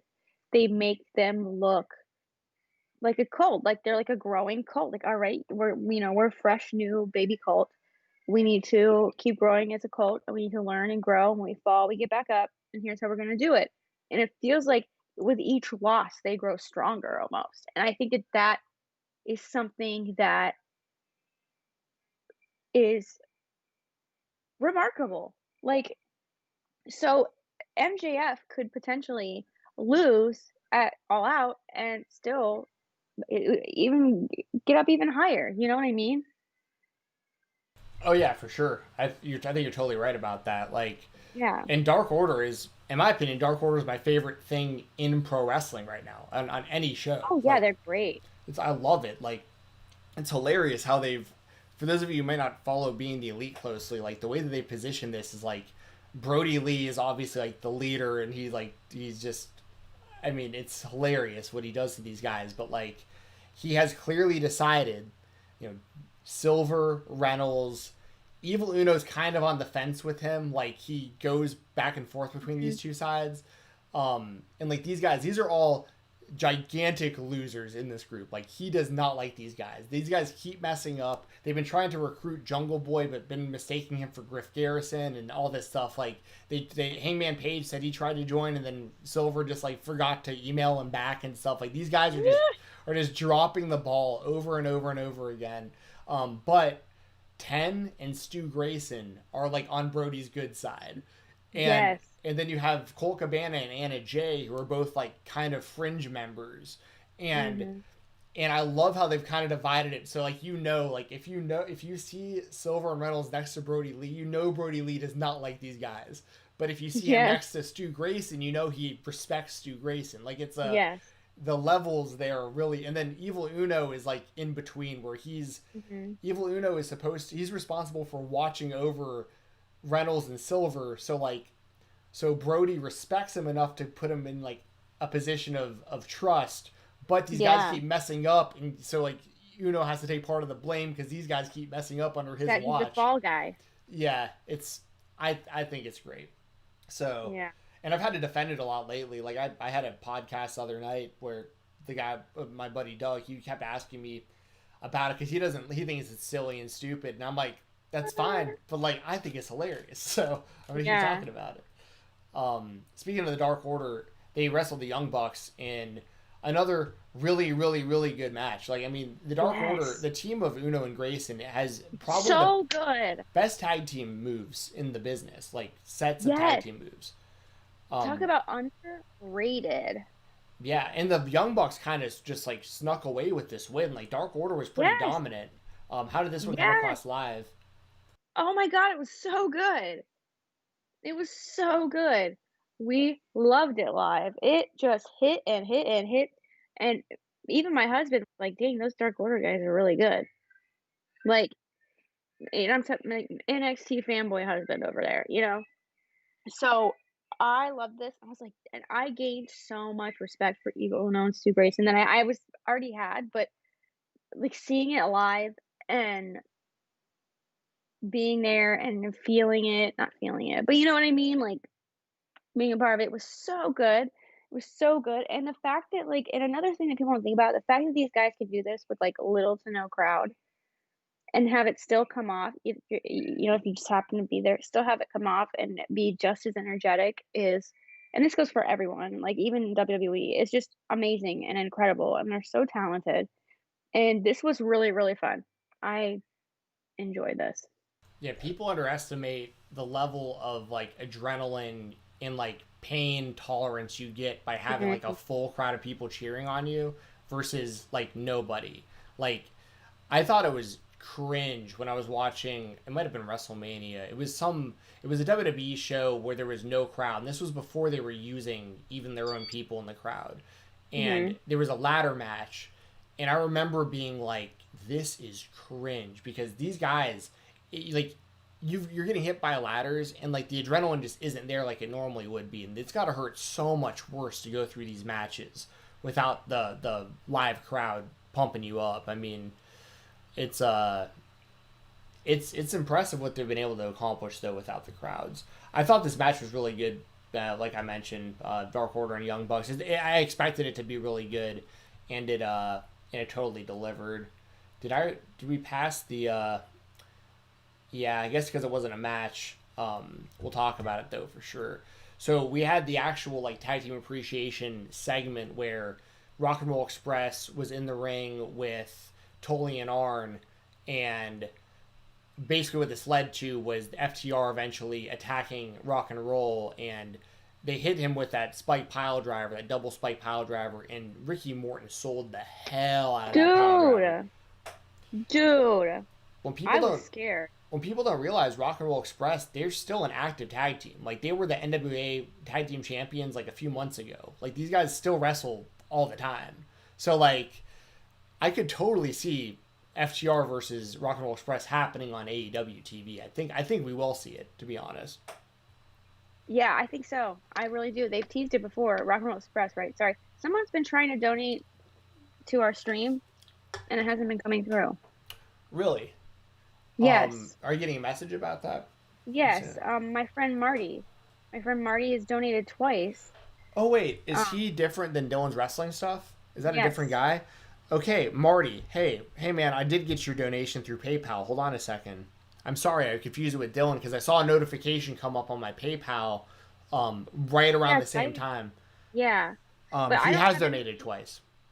Okay, because I don't see anything on my end. I see stuff from Dylan, but I don't see anything from Marty on here. Yeah, sorry about that, Marty. Let me get this pulled up and just make sure I see it. I see it right here. Yeah, you're absolutely right. I do not know why it's not popping up on the screen. I'm very sorry about that. I'll look into that and see why that's happening. Yeah, but thank you so much, Marty. Because he donated $10 each time also. Yes, the same exact amount that Dylan you. was. So that's why I was getting confused. So thank you so much, Marty. We really appreciate it. I seriously, Marty is awesome. He actually lives near you, and I told him to look out for the figures. So if he sees any figures, I'll let you know. So, thank you. But yeah, Marty is absolutely fantastic. One of the coolest, nicest people. Has been so supportive to me. Marty is amazing. He's kind. He's helped me so much, so much. He's incredible. Thank you so much, Marty. Seriously, so sorry about that. Thank you for texting me and letting me know. I wasn't going to let that fly. That's not cool that it's not even showing up. So we'll try and figure it out, definitely. But if you ever donate, again, Marty, just text me. Let me know. Yeah, because... and you know what I think legitimately happened? Like, I know this sounds like it's a crazy timing, but I think, and I could be wrong, but when those GIFs were going on the screen, the 10 GIFs, I think those were Marty's donations. They just happened so closely to Dylan's donations. That's wild. And because I did see double GIFs go up, and I thought it was just yeah. So on Streamlabs, I can see his donations on Streamlabs as well now. Like, I'll have your Streamlabs pulled up. And I have his messages, so I can read those out right now. Okay, yeah. So, Marty, once again, thank you so much. It says, hello from Big Daddy Marty. Glad you had a safe, enjoyable trip. And then the second one said, hello from Big Daddy. Glad you had a safe trip. Can Asuka win both? So, since that second one includes a question, Marty, thank you for both of those. Jesse, what do you think? Do you think Asuka's going to win both women's championships? I would like it. I don't think Bayley and Sasha Banks need both. I really don't. I think that Asuka is probably my favorite women's wrestler on WWE right now. So I would love to see Asuka win both. I think it's completely reasonable that she could. And I'd love to see it. So I have zero problem with that. I think Bayley and Sasha are good heels. They'll use that to their advantage. Them losing it would give them no disservice, because they're still the tag champs.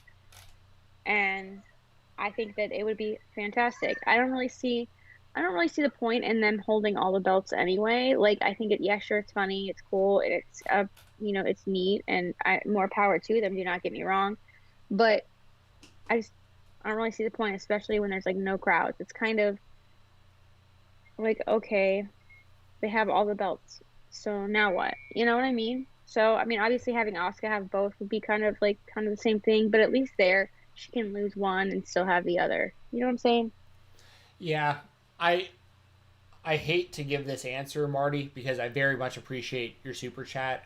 I just don't care at all. Like, and it's because I just don't think the WWE championships mean anything anymore. Like, and I hate to say it. Like, I really hate to say it. Because like in AEW, I'd give you a completely different answer, because like I think those title belts mean something. There's too many WWE titles. Like, there's a women's champion on Raw and SmackDown and NXT. I get the NXT one because that's a bit different. It's a kind of like a completely different thing. But like, Personally, I'd like to see Asuka with if there was one female championship belt, I would like to see Asuka with it. I think Asuka is probably right now of the available performers, she's probably my favorite overall performer they have on the women's side. So I'm with you in the sentiment that like I am definitely an Asuka fan.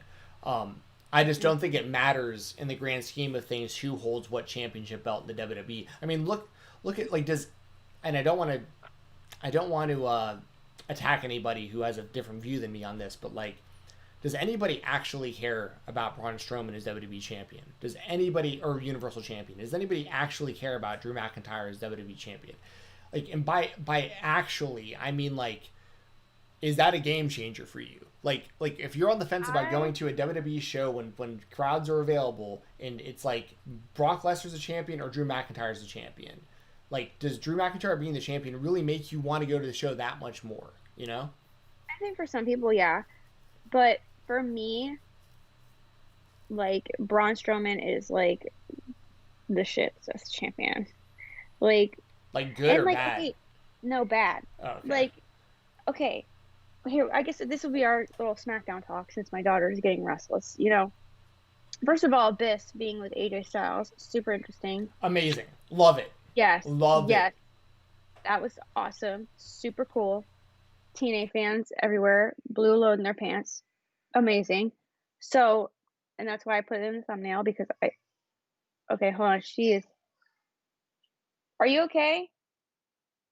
What do you want? So DeAndre, hey, and DeAndre saying Drew has champion was definitely a game changer. Hey, I mean, and that's why I'm asking the question. You know, if you feel that way, and there might be a lot of people that feel that way, and it's just really hard for me to know because there hasn't been live audiences with him as champion, so I don't know how the actual masses feel about these guys as champion. It's really hard to know. Now I'll also say this: I really like Drew McIntyre. Like he's a great wrestler. He's got the size, the look.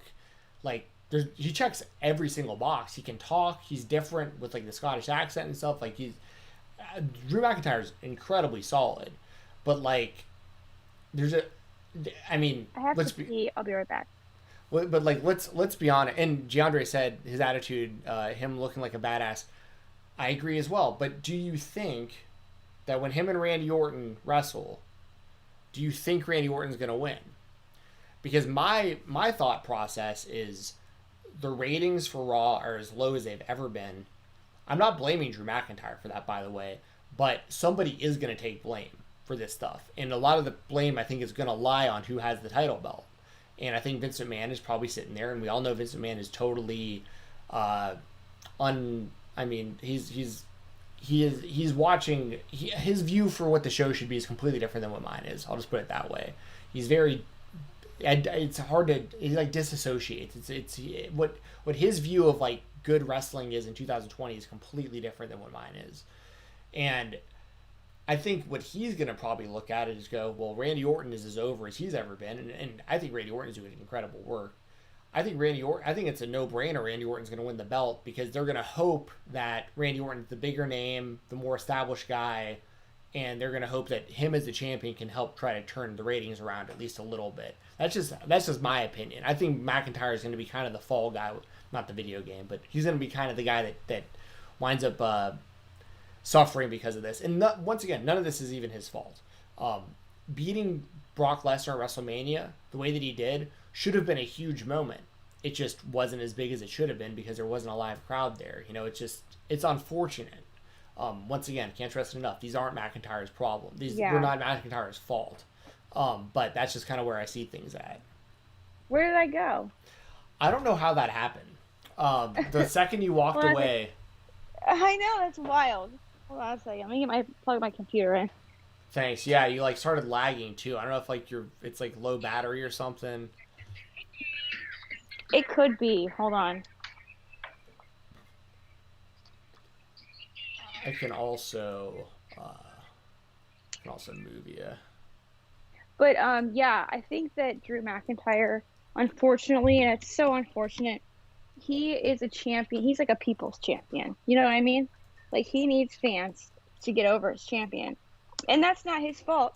It's because he it's because he's a baby face and he's a new star. He's not established. Randy Orton is established. Randy Orton doesn't need to convince fans, and for fans to convince other fans that he's worth cheering for. You know what I mean? Yeah. Yeah, So, for sure. so it's really unfortunate for Drew McIntyre, and I feel for him because I feel like with fans, it would have been a fantastic, fun run. But I feel like Randy Orton is gonna win. I really do. Yeah, me too. Well, and But as also, far as like, Braun Strowman, he's a shit. And they made all. Think about all the. Anyways, sorry. Continue. oh, go ahead. I'm just gonna go back to Braun Strowman because I was like, I lost my train of thought. But Oh, like for Braun Strowman, they spent literally an entire mixed tag championship like building this relationship between him and Alexa. They teased it all the time. They went through all of the effort to like tease the whole Sister Abigail thing with her. They make Bray Wyatt and her like in the ring together. She's a fantastic actress, by the way. Like I'm surprised she's not doing like a Becky Lynch in Hollywood kind of thing because she sold that so well. Like she's like the perfect scary movie chick, you know what I mean? And then he just goes, "I don't care about Alexa." Like, and then like last night he's like talking to like nobody. My husband goes, "Is Braun Strowman blind?" He looked like he was blind. I thought, you know what I oh, thought? how he was like looking away the whole time. Yeah, because he didn't want to look at her, and you could tell the hurt in his eyes, like when her music hit. Oh, that was good by him. But it on like here's what I thought it was gonna be. I thought that Alexa was gonna be like, "Will you look at me when you're talking to me?" And he was gonna be like, "I am looking at you." And it was gonna be like she wasn't like really there, and they were fooling us, and it was gonna be like a mind bend, but it wasn't. He just couldn't look at her. That would have actually been a pretty cool idea, what she just said. I don't know why. How's that? Why did that just happen? Like you walked away for I don't like a know. second, and now the now the camera's all screwed. I know. I'm like, oh, get out of my face. Just make it really small. Make it really small in hopes that it'll go. Ah. Well, now you're actually in better quality, so Oh no. hopefully we're good now. Um, yeah, I don't know. I didn't watch SmackDown last night, by the way, but I did watch. I watched the highlight of the Braun Strowman thing because I I guess that was a double turn. I guess I don't know. Yeah, I Like, guess. What the hell? like, are they gonna really try to make the Fiend a babyface now? Like, I mean, we saw how well that worked with Kane back in the No. day when it was like Kane's in Yeah. love with Tori from X-Pac's girlfriend, and now they're gonna humanize Kane. It's like I don't want the Fiend to be humanized. Like I don't want him caring for Alexa Bliss. Like I just don't. But then again, I just don't care. I just don't. So like Yeah. I really don't know why I'm even complaining about it because I don't watch SmackDown. So why am I even complaining about it? You know. Meh. You know. I don't know. It was I liked the ceiling fan interpretive dance. I thought that was funny. The ceiling They fan like interpret. like I clipped the video and I put it on my Twitter. He like spun her in sync with the ceiling fan, and they put the ceiling fan in the shot. It was just it was beautiful. Oh yeah, that is retribution behind me, by the way. That's them throwing a cinder block. That's throwing that's throwing the first cinder block. That was the cinder block that actually shattered the glass before the second one was thrown for no reason. Yeah, 02K0 says I don't watch WWE, just watch the clips on Twitter. It's sad because I mean I've been watching and following the WWE product since since as long as I can remember. I mean it's been almost 30 years. I mean it's amazing how uninterested I am with the show. But I will say, as far as like WWE in general, I did watch Raw this past week and the week before, mainly for the Raw Underground stuff, and we've talked about that quite a bit. And we talked about the Yeah. Randy Orton stuff, but like the Randy Orton Ric Flair stuff, I thought was fantastic. So I'm not going to sit here and like shit all over everything WWE is doing. Yeah. Like the Randy Orton Ric Flair stuff from this past Monday was incredible. Raw Underground is corny as hell, but I'm way more interested in watching that than what's going on like the wrestling side of the show. Like just because it's at least something different, and something I kind of laugh at and not really take too seriously, but they're trying to do something with it. I'm thinking about going way too like going all in, no pun intended, going like all in on Raw Underground and starting to put up like rankings. Like I'll start like tweeting rankings and like, you know, like open weight Grand Prix tournaments, and yeah, we can get a Raw. We'll go more in depth on Raw Underground. Maybe I'll do more like Raw Underground coverage. Like we won't even talk about Raw. Not necessarily with you, but yeah, I'll do some sort of like Raw Underground show. Like that's only Raw Underground matches. Ultimate Underground. Yeah, badass. Yeah, and the theme song is Limp Bizkit. It's all Limp Bizkit. The whole Limp Bizkit plays from the start of the show all the way through, and I just try to yell over the Limp Bizkit so you can hear me. You don't get copyright. Oh no, fuck it. I don't give a fuck about copyright. Yeah, it's underground. This is underground. You know what? You don't even upload this to like Spotify. You upload it to Napster. Oh shit. Yeah. Yeah. I'm going straight to Napster and Kazaa and LimeWire and BearShare. LimeWire. Oh, yes. these people. I was team LimeWire. Yeah. You don't even know where this podcast is headed. But DeAndre says NXT TakeOver is going to be fire. Yeah, I hope it is. I think I'm doing the post show for Fightful that night as well. I think I'm doing Wednesday and Saturday. I got to double check about that. But yeah, I mean, I think NXT TakeOver 30 will be good. I don't know if we'll be on here. We'll probably do another live chat again before the weekend, so we can do like a full on preview of that later this week. But I will say, since it happened this past Wednesday, the Fireball I thought was alarming in a lot of ways. It was very Vince McMahon. Exactly. It was one of two things happen, and both are terrible if it did.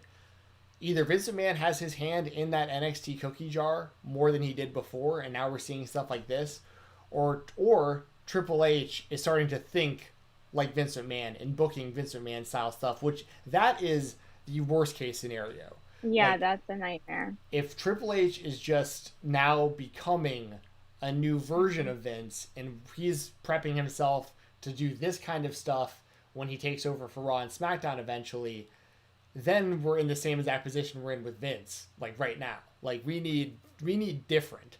Like the Shane McMahon thing, I don't know if Raw Underground's actually his idea or not. Obviously they're that's how they're making it out to be. It's perfect. It seems like an idea of his. They picked the perfect. If it's not, they picked the perfect guy for it. Well, yeah, because for those of you who don't know, like Shane McMahon has done hiatuses with the WWE where he's left for years, and like in one of those hiatuses he tried to start this like this big Asian MMA company over in Asia, and like he tried to buy Pride FC back before the UFC did. He tried to get Vince McMahon to buy the UFC before Zuffa did back in the day. Like Shane's been trying to get in the MMA business for a really long time, for decades, and my thing is like, whether or not I'll just assume Raw Underground's actually his idea. I think it's a silly idea, but that's way better than a fireball flying out of a contract. All right. Yeah. So, I'm concerned about that because NXT has consistently been the best brand, in my opinion, that WWE has for years now. And if they're going to start doing these WWE, because that's the other thing that's concerning. You got the fireball, and then you got Pat McAfee versus Adam Cole. Yeah. What? Adam Cole is your most valuable person you have on any show, like Raw, SmackDown, or NXT. If Adam Cole was a foot taller, he'd already be the Universal Champion, WWE Champion, the top guy, the next John Cena. And his height, he can't do anything about that. But for what they have, he is the most charismatic. He's great in the ring. He's great on the mic. He's got a great look. He knows what he's doing. He's been wrestling for decades, a decade plus. I mean, and you're going to waste... He's the longest-running NXT champion ever, and you're going to waste that at a TakeOver against a former NFL punter? Like, are you kidding me? That's the best you can come up with? I know. Is TakeOver at the same time as Dynamite? I think there's a 1 hour difference. So okay. I think... So here's the thing, guys. I guess we'll do like a prediction show for both. However... I am not allowed to make predictions for AEW. Or I cannot. react. You pretty much have to Or put react. sunglasses on and like a mask over your face and just sit there while I talk about it. It will be, yeah, it will basically be Steven giving his predictions because I have been sworn to fucking secrecy. I cannot and refuse to react or give any hints or ideas with any kind of prediction either way for what happens. So you will not see me predict anything for that show. I refuse to talk about it because I don't want to talk about it and accidentally give something away.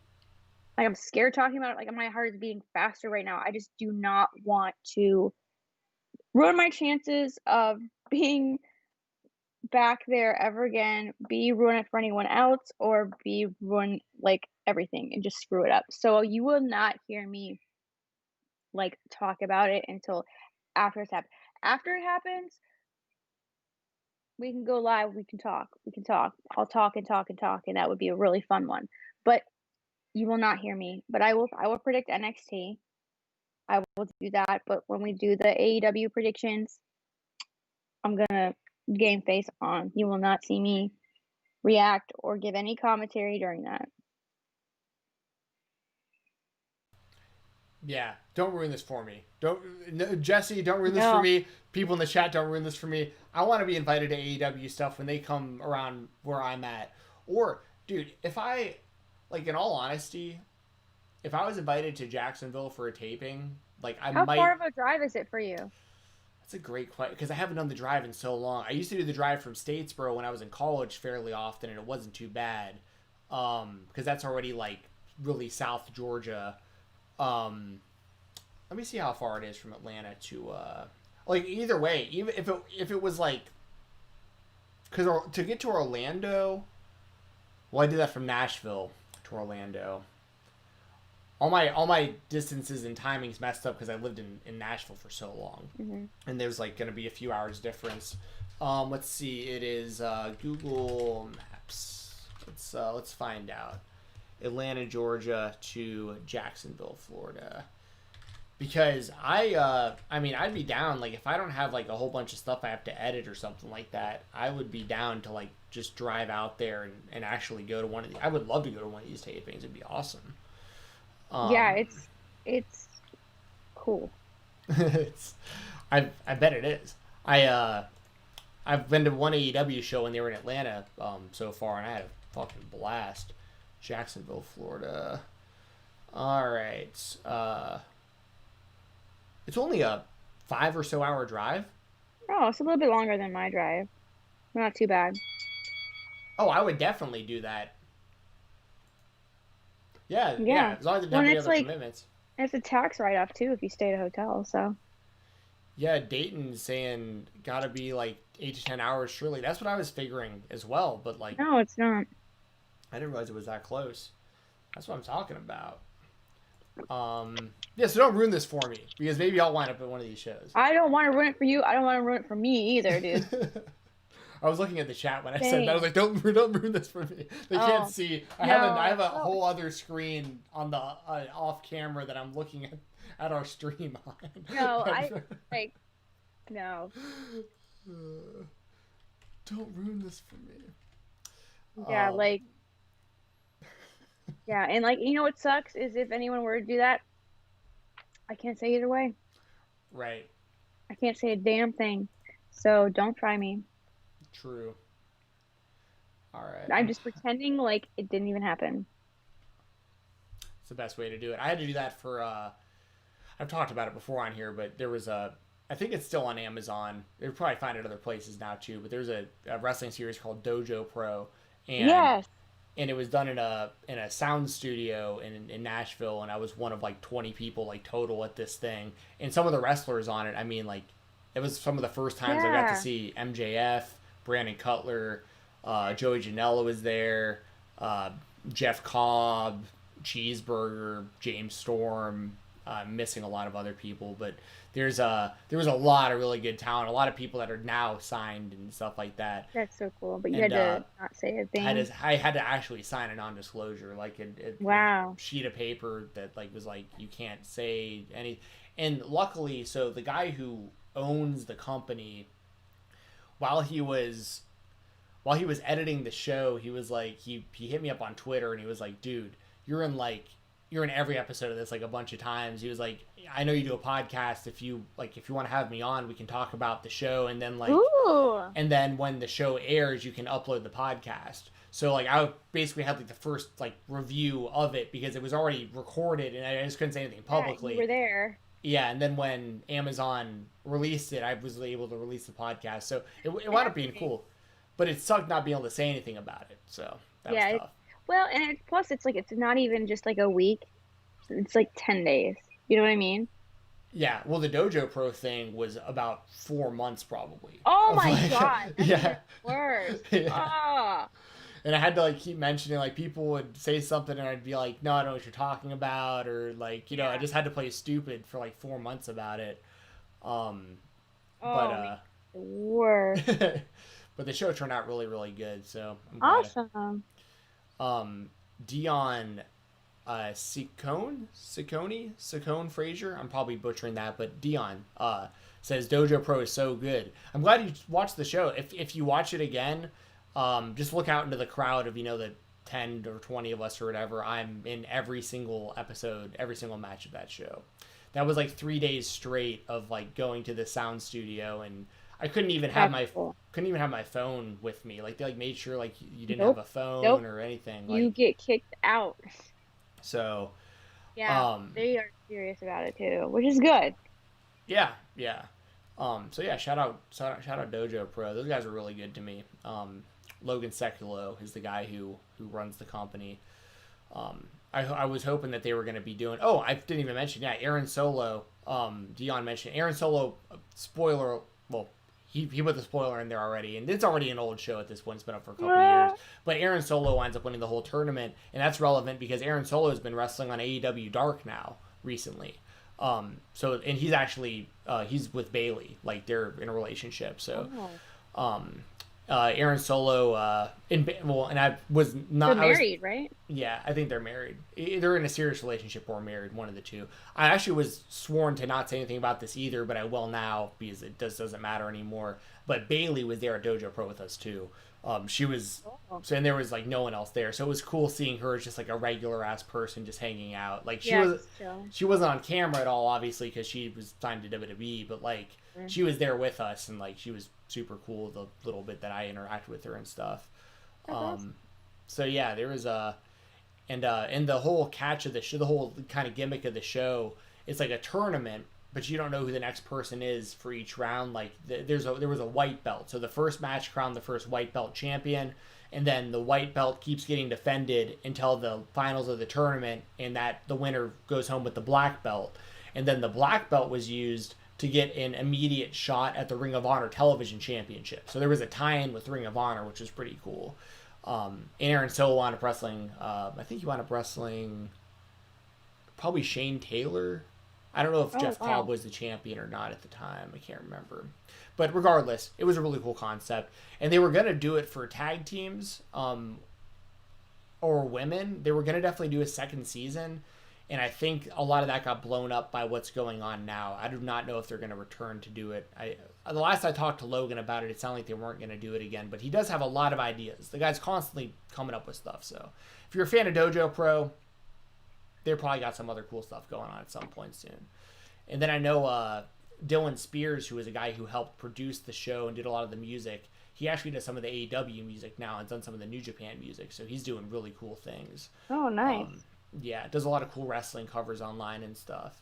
So yeah, shout out to those guys. They've been very good to me. The little bit that I know them, they've been really good to me. That's so cool.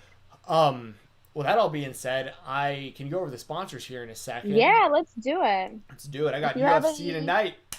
Yes, if you have any last minute super chats, if there's anything we didn't cover that you want us to cover really quick, please send a super chat or a PayPal donation. The link is in the description. like I said, we really appreciate Dylan and Dayton and Marty so much for their donations and their support, and everyone else in the chat. The chat has been so great. I was really worried when I was talking in the beginning that people were going to be rude, people were going to come in here and be jerks, but they aren't. So that's great. So thank you everyone so much again. And if you want to go over the sponsors, I'm going to go check on my child. Perfect. So like Jesse was saying, if you have any last minute super chats or donations, we will make sure to get to those right after I'm done reading off the sponsors. And Jesse will talk about the stuff she has going on as well. But I assure you, if you send any more money our way, we will definitely make sure we will not log off here before addressing your comment, statement, question, whatever that is. I'm going to start off here with boom. I'm getting so uncomfortable in this chair. I need a new chair. I need a new chair. I need a new keyboard. I need a new mouse. My chair is up. It's a bar stool on top of like a poker table. So, oh God, no. One DeAndre with another super chat, but with no question. If you want to put a question or comment or something underneath that, DeAndre, don't feel like you need to. Thank you, DeAndre. Yeah, don't feel like you need to send more money. We'll attach it to the $2 you just, or the €2 you just sent, to whatever that is, euro, right? That's $2. Oh, sorry, that's $2. I'm an idiot. I was like, I'm getting so used to seeing the little squiggly British pound thing that I almost called it quid. Yeah, thank you for the $2, I know it's DeAndre. quid. It's quid. Is that what 50 quid? 50 quid. Well, pounds is quid. It's like bucks. $50. Gotcha. But thank you, DeAndre. So just for all you guys do for us and me. High five, high five, high five. High five. Thank you. Thank you. That means a lot. That's seriously so sweet. Thank you. Yeah. Can't tell you how much we appreciate that, man. Thank you very much. Well, speaking of our sponsors, we got WrestleRumble.com. They are the place to be for fantasy pick'em contests and raffles for professional wrestling. They have not started the SummerSlam pick'em contest yet, but from what I understand, there will be a SummerSlam pick'em contest. And there's also, of course, already this right here, the Draped in Gold raffle for $1 entries. All right, $1. Somebody's going to win all 5 of these championship belts. These are the real deal replicas. They're like the $300-$400 replicas. They're not like my little AEW toy belt that it was $20. These are like the real deal, like my NXT belt that I'm too lazy to go pick up and show you. But yeah, Wrestle Rumble, they're the place to be. They're the best. The 5 title belts that you will win for a $1 entry is the 2 old school WWF tag team titles, the old school WWF Intercontinental title, the old school WWF Winged Eagle Championship title, and we also are going to have a mystery belt, courtesy of WrestleRumble.com. Make sure to stay up to date with everything they do, stay up to date with all their contests and all that stuff. Give them their support because they support us. Just follow them on social media at WrestleRumble, and of course the website is WrestleRumble.com.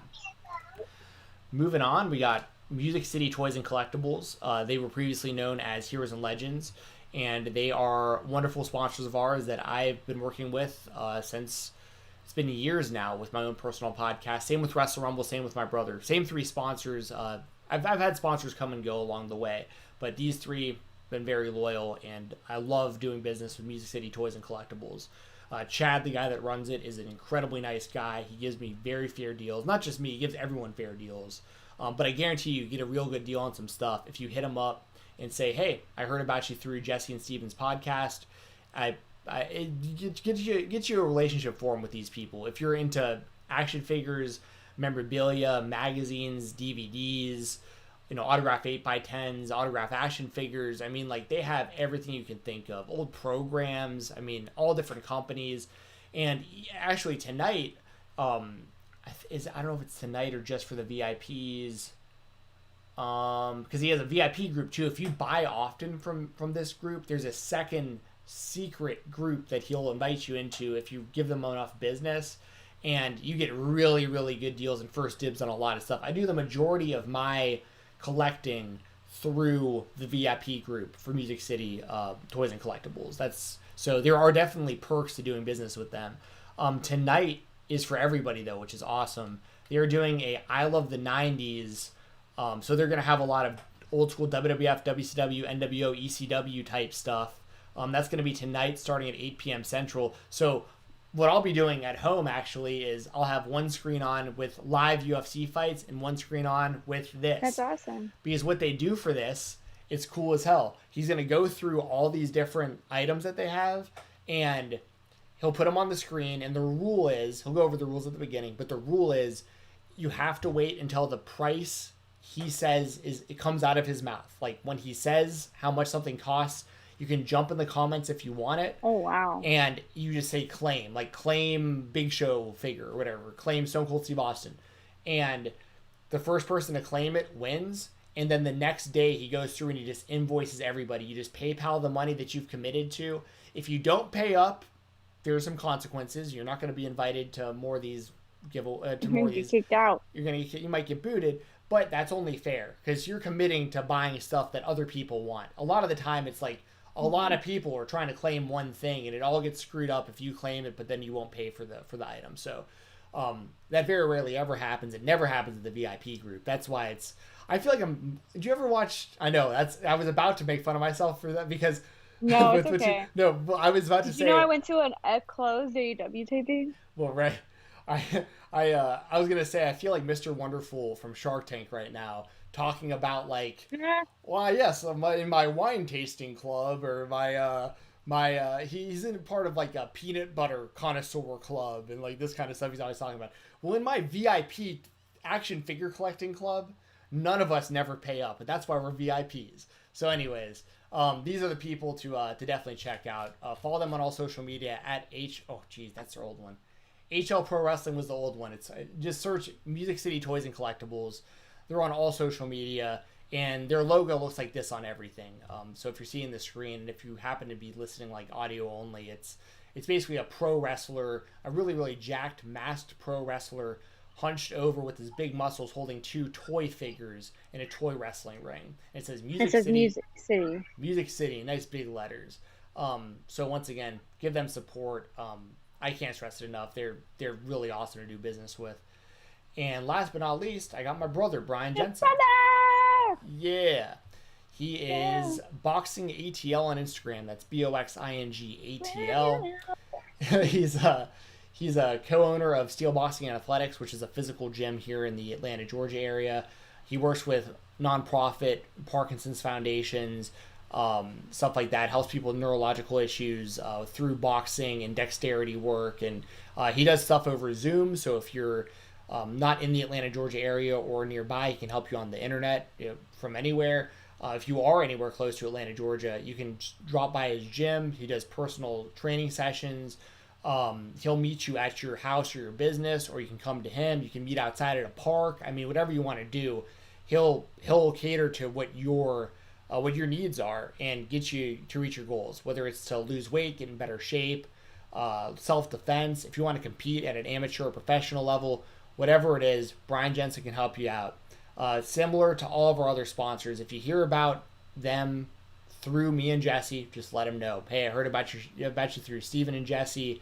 I promise you, Brian will give you a good deal. Music City Toys and Collectibles will give you a good deal. WrestleRumble.com will, I don't know, they do really cool stuff. A lot of time they'll put you they'll put you on email lists, so like you always know like when contests are coming, or you get like an early heads up about like some of their plans.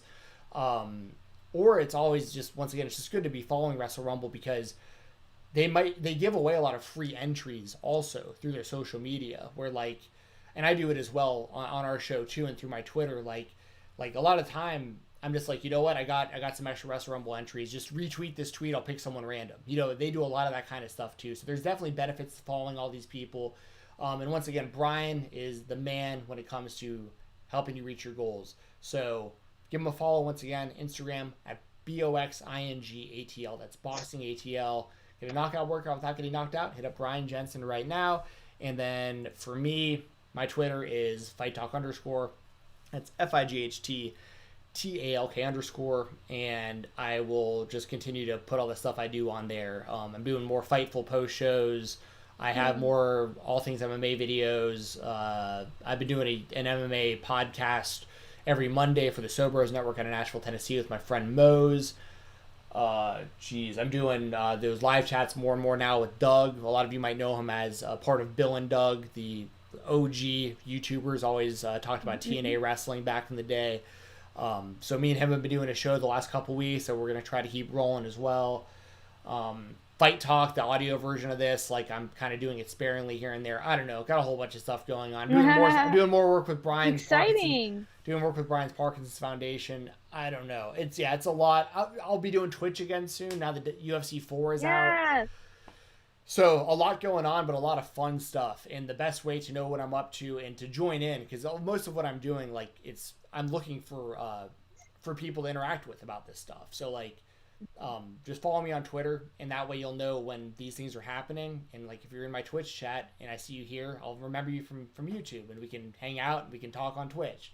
All that kind of stuff.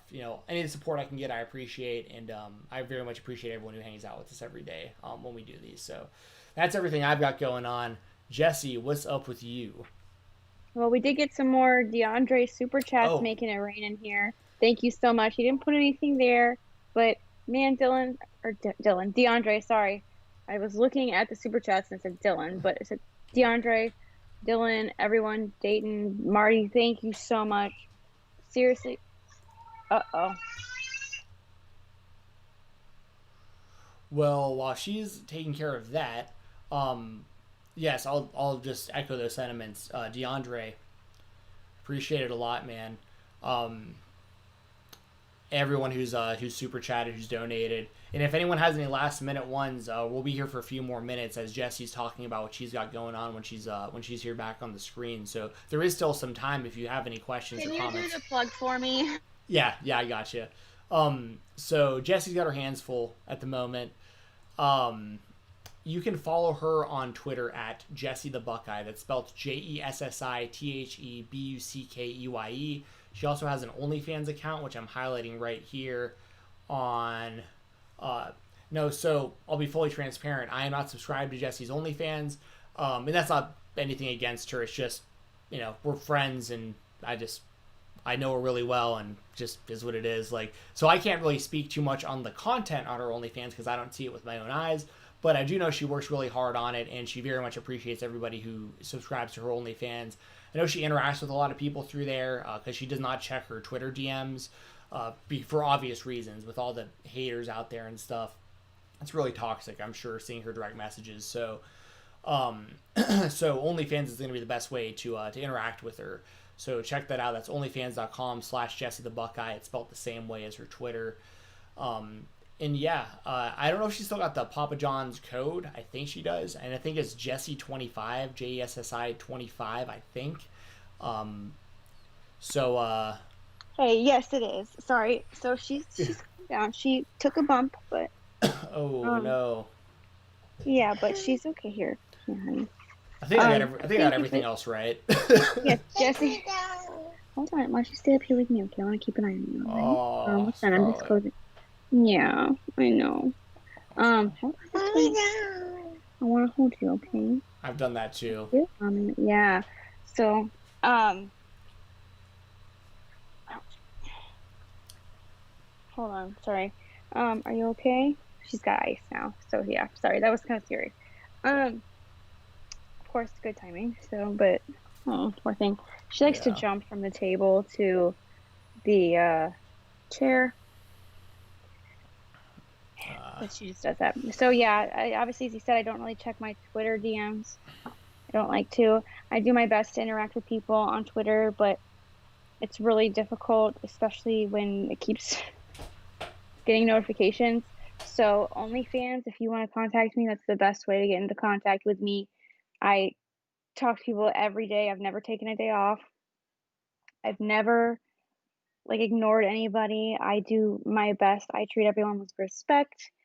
It's really fun. We have a lot of fun over there. There's some pictures that I've cropped out on my Twitter that are not cropped on there. Hey. Yeah, so it's a lot of fun.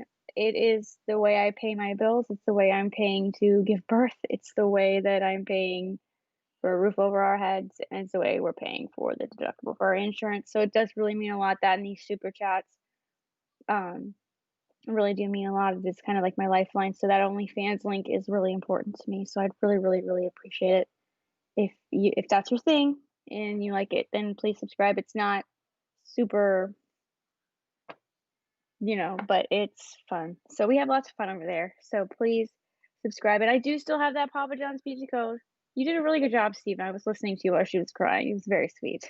Thanks. Yeah, I didn't want to like misadvertise your Yeah. OnlyFans because like I don't have. And You it's know. it's nothing against Jesse, by the way. It's just like if No, me and it's Jesse just need to talk, we just text each other. So. Yeah, it's like it's a professional thing, you gotta keep it professional and be kind of awkward. But Yeah, right. I yeah. can't even. Yeah, I'll just leave it at that.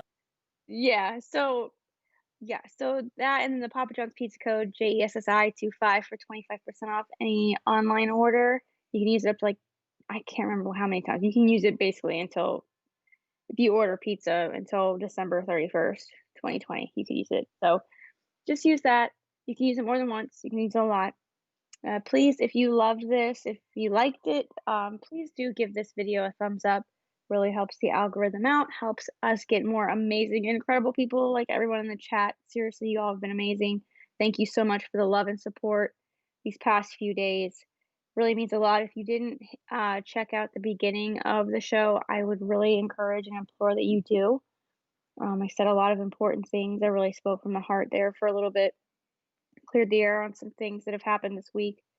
Thank you everyone for being there for me. So the likes really, really do help us out. If you like it too and you want to be notified when this happens, when we go live, because we don't really schedule it too very well, go ahead and hit that subscribe button as well. You'll be notified 30 minutes before we go live and when we do go live so that you won't miss any of the live chats, any of the fun stuff as it happens. You won't have to wait. And yeah, and I don't know next time we'll be on. We'll definitely be on but I'd say Tuesday or Wednesday. That's what I was thinking. Tuesday or Wednesday. Yeah. I think I'll probably have to do the Wednesday post show for Fightful. So preferably probably Tuesday, so that I'm not like burned out on podcasting by the nighttime. So yeah, we'll probably plan for Tuesday. That's kind of a heads up for y'all. We very rarely have like much of a heads up. We're gonna shoot for Tuesday. We'll do our best to do Tuesday. Yeah, we'll do our best. Either 11 a.m. Eastern or 2 p.m. Eastern usually is what. Yeah. You want to know? So that's. Oh yeah, go ahead. Sorry. Oh yeah, and then my Twitter is just the Buckeye. If you want to shoot me a follow, go ahead. If not, I'm not gonna be mad. Well, you want to hear something really, really awesome? This is like what? This is great.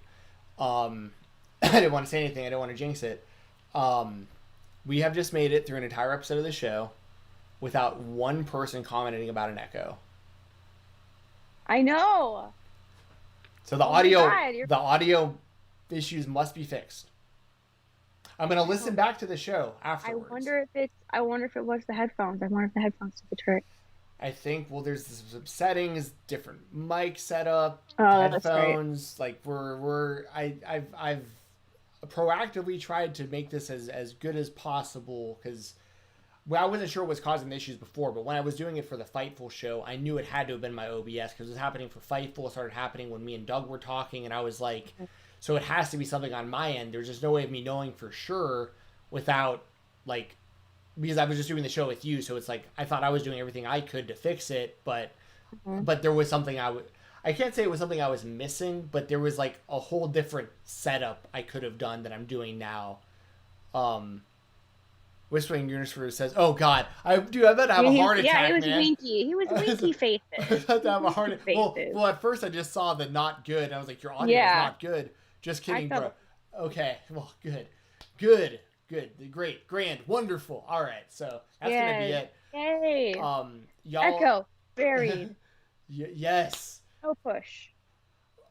So now that the echo has been buried, Tito Ortiz style, y'all enjoy. If you're an MMA fan, enjoy UFC 252 tonight. We got the trilogy, Stipe and DC3. We got Sugar Sean, the Sugar Show, Sean O'Malley in the co-main event. Should be a great show, great pay-per-view. I'll be watching with my brother and my stepbrother. Haven't seen my stepbrother in probably about half a year because he was living in California and Italy. Oh God! Whoa! Oh no! And he was in Italy before, like right as it was starting, as the pandemic was starting. Moved to California, and Okay, you're gonna have to block this toxic confirm guy immediately. Okay. That is a good way to get immediately banned on our channel, by the way. Like that, you do that and you're done forever. So, see ya. Yeah, sorry. I was like literally had it end. Yeah, I mean you can only get to it so fast too. I get that.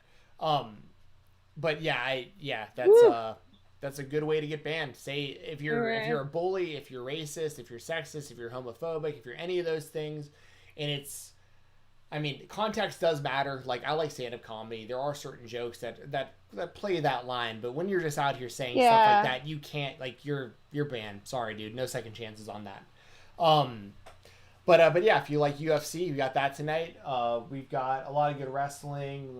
Well, actually, before me and you talk, I guess it's pretty much for me just UFC. And if we talk Tuesday afternoon, we'll have the fallout of Raw. I'll watch Raw again for Raw Underground, so maybe we'll have some stuff to talk about there. Yeah. We'll preview NXT. We'll preview AEW. Oh, I'll preview AEW. You'll hang out while I do that. I'll be here. I may not even. I'm just be like this. Yes. There you go. So yeah, got a lot of good stuff coming up on Tuesday, and I hope that y'all join us again then. So once again, I've been Steve, and that's Jesse, and we're out of here.